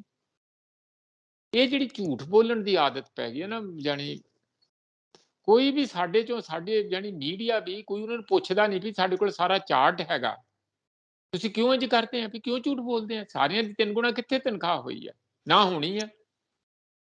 ਇਹ ਜ਼ਿਆਦਾ ਲਫੜੇ ਉਦਣ ਜ਼ਿਆਦਾ ਪੈਣੇ ਆ ਜਦੋਂ ਇੱਕੋ ਜਿਹਾ ਕੰਮ ਕਰਨਗੇ, ਰਾਦਰੇ ਸਗੋਂ ਜ਼ਿਆਦਾ ਕੰਮ ਕਰਨਗੇ, ਤੇ ਜਿਹੜੇ ਪੱਕੇ ਠੱਕੇ ਆ ਜਿਨ੍ਹਾਂ ਨੂੰ ਕੱਢਿਆ ਹੀ ਨਹੀਂ ਜਾ ਸਕਦਾ ਉਹ ਘੱਟ ਕੰਮ ਵੀ ਕਰਨਗੇ, ਤਨਖਾਹ 3 ਗੁਣਾ ਹੋਊਗੀ ਇਹਨਾਂ ਨਾਲੋਂ ਉਹਨਾਂ ਦੀ। ਤਾਂ ਫੇਰ ਇਹ ਦੇਖਿਓ ਤੁਸੀਂ ਕਿਵੇਂ, ਹੁਣ ਤੇ ਆ ਨਾ ਚਾਹ ਕੇ ਚਲੋ ਅਸੀਂ ਸਰਕਾਰੀ ਨੌਕਰ ਹੋ ਗਏ, ਫਿਰ ਗਾਂ ਜਦੋਂ ਅਗਲਾ ਸਟੈਪ ਹੋਣਾ ਤੇ ਉਹਦੇ ਨਾਲ ਹੋਰ ਹਾਰਟ ਬਰਨਿੰਗ ਜਿਹੜੀ ਹੋਣੀ ਆ, ਇੱਕ ਦੂਜੇ ਨਾਲ ਈਰਸ਼ਾ ਹੋਣੀ ਆ, ਉਹ ਫਿਰ ਇੱਕ ਨਵਾਂ ਮੌਜੂ ਬਣ ਜਾਊਗਾ ਲੜਾਈਆਂ ਕਰਨ ਦਾ। ਇਹ ਕਾਫੀ ਗੰਦਲ ਚੌਦਿਆਂ ਜੀ ਹੈ। ਜਿਹੜੀ ਸਭ ਤੋਂ ਮੈਂ ਲਾਸਟ ਗੱਲ ਕਹਾਂ, ਬਰੀਫ ਦੇ ਵਿੱਚ ਬਹੁਤ ਲੰਬਾ ਹੋ ਗਿਆ ਸਾਡਾ ਅੱਜ ਗੱਲਬਾਤ, ਕਿ ਇੱਕ ਨਵੀਂ ਮੂਵਮੈਂਟ ਜਿਹੜੀ ਛਿੜ ਰਹੀ ਨਸ਼ਿਆਂ ਦੇ ਵਿਰੁੱਧ, ਉਹ ਬਹੁਤ ਮਾਨ ਵਿੱਚ ਉਹ ਪਰਵਿੰਦਰ ਸਿੰਘ ਝੋਟਾ ਜਿਹੜਾ, ਉਹਨੂੰ ਛਡਾਉਣ ਲਈ ਜਿਹੜਾ ਪੱਕਾ ਧਰਨਾ ਡਿਸਟ੍ਰਿਕਟ ਮਾਨਸਾ ਦੇ ਜ਼ਿਲ੍ਹਾ ਜਿਹੜੀ ਉਹਨਾਂ ਦੀ ਐਡਮਿਨਿਸਟ੍ਰੇਸ਼ਨ ਉਹਨਾਂ ਦੇ ਸਾਹਮਣੇ ਲੱਗਾ, ਉੱਥੇ ਵੱਡੇ ਪੱਧਰ ਤੇ ਲੀਡਰ ਸਾਰੇ ਐਡਰੈਸ ਕਰਕੇ ਆਇਆ। ਉਹਦੇ ਚ ਰਾਜਾ ਵੜਿੰਗ ਕਾਂਗਰਸ ਦਾ ਪ੍ਰਧਾਨ, ਸੁਖਪਾਲ ਖਹਿਰਾ, ਸਿਮਰਨਜੀਤ ਸਿੰਘ ਮਾਨ ਜਿਹੜੇ ਸਾਂਸਦ ਆ ਉਸ ਏਰੀਏ ਦੇ, ਉਹ ਤੇ ਨਾਜ਼ਰ ਸਿੰਘ ਮਨਸਾਈਆ ਜਿਹੜੇ ਪਹਿਲਾਂ ਐਮਐਲਏ ਰਹੇ ਉੱਥੋਂ ਆਮ ਆਦਮੀ ਪਾਰਟੀ ਦੇ, ਹੋਰ ਵੀ ਕਈ ਐਮਐਲਏ, ਤੇ ਇਹ ਕਿਸਾਨ ਲੀਡਰ ਜਿਹਦੇ ਚ ਡੱਲੇਵਾਲ, ਡਾਕਟਰ ਦਰਸ਼ਨਪਾਲ, ਹੋਰ ਕਈ ਕਿਸਾਨ ਵੱਡੇ ਲੀਡਰ ਵੀ ਉੱਥੇ ਜਾ ਕੇ ਉਹਨਾਂ ਨੇ ਭਾਸ਼ਣ ਆਪਣਾ ਦਿੱਤਾ ਆ। ਜਿਸ ਤਰੀਕੇ ਨਾਲ ਉਹ ਮਾਨਸਾ ਖੁੰਡੇ ਡਾਕਟਰ ਜਿਹੜੇ ਰੂਲਦੂ ਸਿੰਘ ਮਾਨਸਾ ਖੁੰਡੇ ਵਾਲੇ, ਉਹਨਾਂ ਨੇ ਵੀ ਉੱਥੇ, ਤੇ ਹੋਰ ਬਹੁਤ ਸਾਰੇ ਦਰਜਣਾ ਕਿਸਾਨ ਲੀਡਰ ਵੀ ਜਿਹੜੇ ਉੱਥੇ ਬੋਲੇ, ਮਤਲਬ ਉਸ ਰੈਲੀ ਦੇ ਵਿੱਚ ਸ਼ਾਮਲ ਹੋਏ। ਉਹਨਾਂ ਲਈ ਇੰਪੋਰਟੈਂਟ ਪਰਮਿੰਦਰ ਸਿੰਘ ਜਿਹੜਾ ਝੋਟਾ ਉਹ ਨਹੀਂ ਹੈ, ਉਹ ਤੇ ਹੈ ਹੀ, ਉਹਦੀ ਸਪੋਰਟ 'ਚ ਤੇ ਗਏ ਹੀ ਹੈ, ਪਰ ਸਿਰਫ ਉਹ ਉਹਦੇ ਤੱਕ ਮਹਿਦੂਦ ਨਹੀਂ ਹੈ। ਉਹ ਕਹਿੰਦੇ ਆ ਕਿ ਹੁਣ ਨਸ਼ਾ ਪੰਜਾਬ 'ਚੋਂ ਖਤਮ ਕਰਨ ਦੀ ਜ਼ਿੰਮੇਵਾਰੀ ਸਾਡੀ ਹੈ। ਅਸੀਂ ਪਿੰਡੋ ਪਿੰਡੀ ਕਮੇਟੀਆਂ ਬਣਾਉਣੀਆਂ, ਕਈ ਪਿੰਡਾਂ 'ਚ, ਦਰਜਨਾਂ ਪਿੰਡਾਂ 'ਚ ਉਹ ਬਣ ਚੁੱਕੀਆਂ ਆ। 24 ਘੰਟੇ ਦਾ ਪਹਿਰਾ ਆ। ਪਿੰਡਾਂ ਦੇ ਅੰਦਰ ਜਿਹੜੇ ਆਲਰੇਡੀ ਨਸ਼ਾ ਕਰ ਰਹੇ ਆ ਉਹਨਾਂ ਨੂੰ ਦਾਖਲ ਕਰਾਇਆ ਜਾ ਰਿਹਾ, ਨਸ਼ਾ ਮੁਕਤ ਕੇਂਦਰਾਂ 'ਚ ਕਰਾਇਆ ਜਾ ਰਿਹਾ, ਤੇ ਉਹਨਾਂ ਨੂੰ ਵਿਕਲਪਿਤ ਕੀ ਅੰਗੇਜਮੈਂਟ ਦਿੱਤੀ ਜਾਵੇ ਕਿ ਉਹ ਦੁਬਾਰਾ ਨਸ਼ੇ ਵੱਲ ਨਾ ਜਾਣ। ਇਹ ਲੋਕਾਂ ਦੀਆਂ ਯੂਥ ਬਚਾਓ, ਪਿੰਡ ਬਚਾਓ, ਸਾਡਾ ਪੰਜਾਬ ਬਚਾਓ, ਉਸ ਕਿਸਮ ਦੀਆਂ ਕਮੇਟੀਆਂ ਬਣ ਚੁੱਕੀਆਂ ਆ। ਇਹ ਮੈਨੂੰ ਲੱਗਦਾ ਕਿ ਤੁਹਾਨੂੰ ਨਹੀਂ ਲੱਗਦਾ ਕਿ ਜਿੱਥੇ ਸਰਕਾਰਾਂ ਦੇ ਮੂੰਹ ਤੇ ਸਭ ਤੋਂ ਵੱਡਾ ਤਮਾਚਾ ਵਿੱਚੇ ਭਗਵੰਤ ਮਾਨ ਤੇ ਵਿੱਚੇ ਇਹਨਾਂ ਦੀ ਸਰਕਾਰ ਦੇ ਹੈਗਾ, ਕਿ ਤੁਸੀਂ ਬਾਰ-ਬਾਰ ਵਿੱਚੇ ਉਦੋਂ ਜਿਹੜੀ ਅਕਾਲੀਆਂ ਦੀ ਸਰਕਾਰ ਸੀ, ਫਿਰ ਬਾਅਦ ਵਿੱਚ ਕਾਂਗਰਸ ਦੀ ਸਰਕਾਰ ਬਣੀ ਕੈਪਟਨ ਅਮਰਿੰਦਰ ਵੇਲੇ, ਤੇ ਹੁਣ ਭਗਵੰਤ ਮਾਨ ਦੀ, ਸਾਰੇ ਇਹ ਵਾਅਦਾ ਕਰਕੇ ਕਿ ਅਸੀਂ ਨਸ਼ਾ ਹਟਾਵਾਂਗੇ, ਤੇ ਸਾਰੇ ਹੀ ਨਸ਼ੇ ਨੂੰ ਫੈਲਾ ਰਹੇ ਆ। ਸਾਰਿਆਂ ਦੀ ਟੈਨਿਓਰ ਦੇਣ ਨਸ਼ਾ ਪਹਿਲਾਂ ਨਾਲੋਂ, ਅੱਜ ਹੀ ਕੋਈ ਅੰਕੜੇ ਦੇ ਰਹੇ ਸੀਗੇ ਜਿਹੜੇ ਨਸ਼ਿਆਂ ਤੇ ਕੰਮ ਕਰਦੇ, ਇਹ ਹੁਣੇ ਪਿਛਲੇ 1-2 ਸਾਲਾਂ 'ਚ ਹੀ ਦੁੱਗਣੇ ਤੋਂ ਵੱਧ ਗਿਆ ਨਸ਼ਾ ਪੰਜਾਬ ਦੇ ਅੰਦਰ। ਤੇ ਇਹ ਹਾਲਾਤ ਜਦੋਂ ਬਣੇ ਹੋਣ ਤੇ ਉਹਨੂੰ ਪੁਲਿਸ ਜਿਹੜੀ ਹੈ ਨਸ਼ੇੜੀਆਂ ਦੇ ਨਾਲ ਖੜੀ ਹੋਵੇ, ਇੱਕ ਵੱਡਾ ਹਿੱਸਾ ਉਹਨਾਂ ਦਾ, ਤਾਂ ਸਰਕਾਰ ਉਹਨੂੰ ਇਗਨੋਰ ਕਰਦੀ ਹੋਵੇ, ਕਿਉਂਕਿ ਪਤਾ ਨਹੀਂ ਕੀ ਕਾਰਨ ਆ, ਕਿਉਂ ਕੁਛ ਨਾ ਕੁਛ ਤੇ ਸਾਂਝ ਭਿਆਲੀ ਕਿਤੇ ਨਾ ਕਿਤੇ ਡਾਇਰੈਕਟਲੀ ਇਨਡਾਇਰੈਕਟਲੀ ਹੋਊਗੀ, ਜਿੱਥੇ ਚੱਲਦਾ ਨਹੀਂ, ਜੇ ਜੇਲ੍ਹਾਂ 'ਚ ਵੀ ਚੱਲ ਰਿਹਾ ਕਿਤੇ ਤੇ ਸਾਂਝ ਭਿਆਲੀ ਪ੍ਰੋਟੈਕਸ਼ਨ ਹੈਗੀ ਆ ਨਾ। ਇਹ ਸਾਰੇ ਹਾਲਾਤ ਨੂੰ ਲੋਕਾਂ ਨੇ ਆਪਣੇ ਹੱਥ ਲਿਆ, ਤੇ ਸਾਰੇ ਦੇਸ਼ ਦੇ ਵਿੱਚ ਇੱਕ ਪਹਿਲਾ ਨਵਾਂ ਐਕਸਪੈਰੀਮੈਂਟ ਕਿਸਾਨ ਅੰਦੋਲਨ ਵਾਂਗੂ ਹੋਊਗਾ, ਜਿਹੜਾ ਨਸ਼ੇ ਕਿਵੇਂ ਮੁਕਤ ਦੇਸ਼ ਨੂੰ ਜਾਂ ਸਾਡੇ ਨੌਜਵਾਨਾਂ ਨੂੰ ਨਸ਼ੇ ਤੋਂ ਕਿਵੇਂ ਮੁਕਤ ਕਰਨਾ, ਉਹਦੇ ਲਈ ਇੱਕ ਨਵਾਂ ਰਾਹ ਤੇ ਨਵਾਂ ਉਪਰਾਲਾ ਖੋਲਿਆ ਜਾਊਗਾ ਪੰਜਾਬ। ਬਿਲਕੁਲ ਬਿਲਕੁਲ। ਹਰ ਰੋਜ਼ ਜਿਸ ਤਰੀਕੇ ਨਾਲ ਸੀਮਾ ਵਿੱਚ ਲਾਸ਼ਾਂ ਬਲਦੀਆਂ ਨੇ, ਕਿਸਾਨਾਂ ਦਾ ਮਸਲਾ ਉਹ ਮੈਂ ਜਾਂਦੇ ਜਾਂਦੇ ਆਪਣੇ ਵੱਲੋਂ ਦੱਸ ਦਿੰਦਾ ਕਿ ਕਿਸਾਨਾਂ ਨੂੰ ਕਿਹਾ ਜਾ ਰਿਹਾ ਹੈ ਕਿ ਤੁਸੀਂ ਬਦਲਵੀਆਂ ਫਸਲਾਂ ਵਾਲੇ ਪਾਸੇ ਤੁਰੋ, ਹੁਣ ਝੋਨੇ ਨੂੰ ਛੱਡੋ, ਕਿਉਂਕਿ ਜੋ ਹਾਲ ਹੜ੍ਹ ਨੇ ਕਰ ਦਿੱਤਾ ਜ਼ਮੀਨਾਂ ਦਾ, ਜਾਂ ਬਾਅਦ ਦੇ ਵਿੱਚ ਉਹ ਪਨੀਰੀ ਲਾਉਣ ਦੀ ਗੱਲ ਆ, ਗੇਤਾ ਪਛੋਤਾ ਹੋਣ ਦੀ ਗੱਲ ਆ, ਤਾਂ ਉਹ ਬਹੁਤ ਸਾਰੇ ਸਵਾਲ ਅੱਗੇ ਆ ਕੇ ਖੜੇ ਹੁੰਦੇ ਨੇ। ਮਾਹਰ ਇਹ ਰਾਏ ਦੇ ਰਹੇ ਨੇ, ਪਰ ਕਿਸਾਨ ਜਿਹੜੇ ਨੇ ਉਹ ਮੁਆਵਜ਼ੇ ਦੀ ਮੰਗ ਵੀ ਨਾਲੋਂ ਨਾਲ ਕਰ ਰਹੇ ਨੇ। ਉਹ ਸੜਕਾਂ ਘੇਰੀ ਬੈਠੇ ਨੇ ਵੱਖ-ਵੱਖ ਥਾਵਾਂ ਦੇ ਉੱਤੇ, ਸਰਕਾਰ ਨੂੰ ਕਹਿ ਰਹੇ ਨੇ ਕਿ ਤੁਸੀਂ ਸਮਾਂ ਰਹਿੰਦਿਆਂ ਸਾਨੂੰ ਮੁਆਵਜ਼ਾ ਦਿਓ ਤਾਂ ਕਿ ਸਾਡਾ ਅਗਲਾ ਪਿਛਲਾ ਘਾਟਾ ਪੂਰਾ ਹੋਵੇ ਤੇ ਕਿਸਾਨ ਪੈਰਾਂ ਸਿਰ ਹੋਵੇ। ਇਹ ਨਾ ਹੋਵੇ ਕਿ ਪੰਜਾਬ ਜਿਹੜਾ ਆ, ਜਿਹੜੇ ਖੁਦਕੁਸ਼ੀਆਂ ਦੇ ਦੌਰ ਦੇ ਵਿੱਚੋਂ ਪਹਿਲਾਂ ਵੀ ਲੰਘਦਾ ਆਇਆ, ਉਹਦਾ ਹੋਰ ਕੋਈ ਜਿਹੜਾ ਬਦਲ ਲੱਭਣ ਦੀ ਕਿਸਾਨ ਕੋਸ਼ਿਸ਼ ਕਰਨ। ਉਸ ਪਾਸੇ ਵੱਲ ਨੂੰ ਤੁਰਨਾ ਚਾਹੀਦਾ ਹੈ ਕਿ ਪੰਜਾਬ ਕਿੱਦਾਂ ਪੈਰਾਂ ਸਿਰ ਕਰਨਾ, ਕਿਸਾਨਾਂ ਨੂੰ ਪੈਰਾਂ ਸਿਰ ਕਰਨਾ ਆ। ਇਹ ਸਾਰਾ ਕੁਝ ਜ਼ਰੂਰ ਵਿਚਾਰਨਾ ਚਾਹੀਦਾ ਸਰਕਾਰ ਨੂੰ। ਵਿਚਾਰ ਕਮੈਂਟ ਜ਼ਰੂਰ ਕਰਿਓ। ਇਜਾਜ਼ਤ ਦਿਓ। ਸ਼ੁਕਰੀਆ ਪ੍ਰੋਫੈਸਰ ਸਾਹਿਬ, ਧੰਨਵਾਦ ਤੁਹਾਡਾ। ਬਹੁਤ ਬਹੁਤ ਧੰਨਵਾਦ ਜੀ ਸੁਖਵਿੰਦਰ ਜੀ।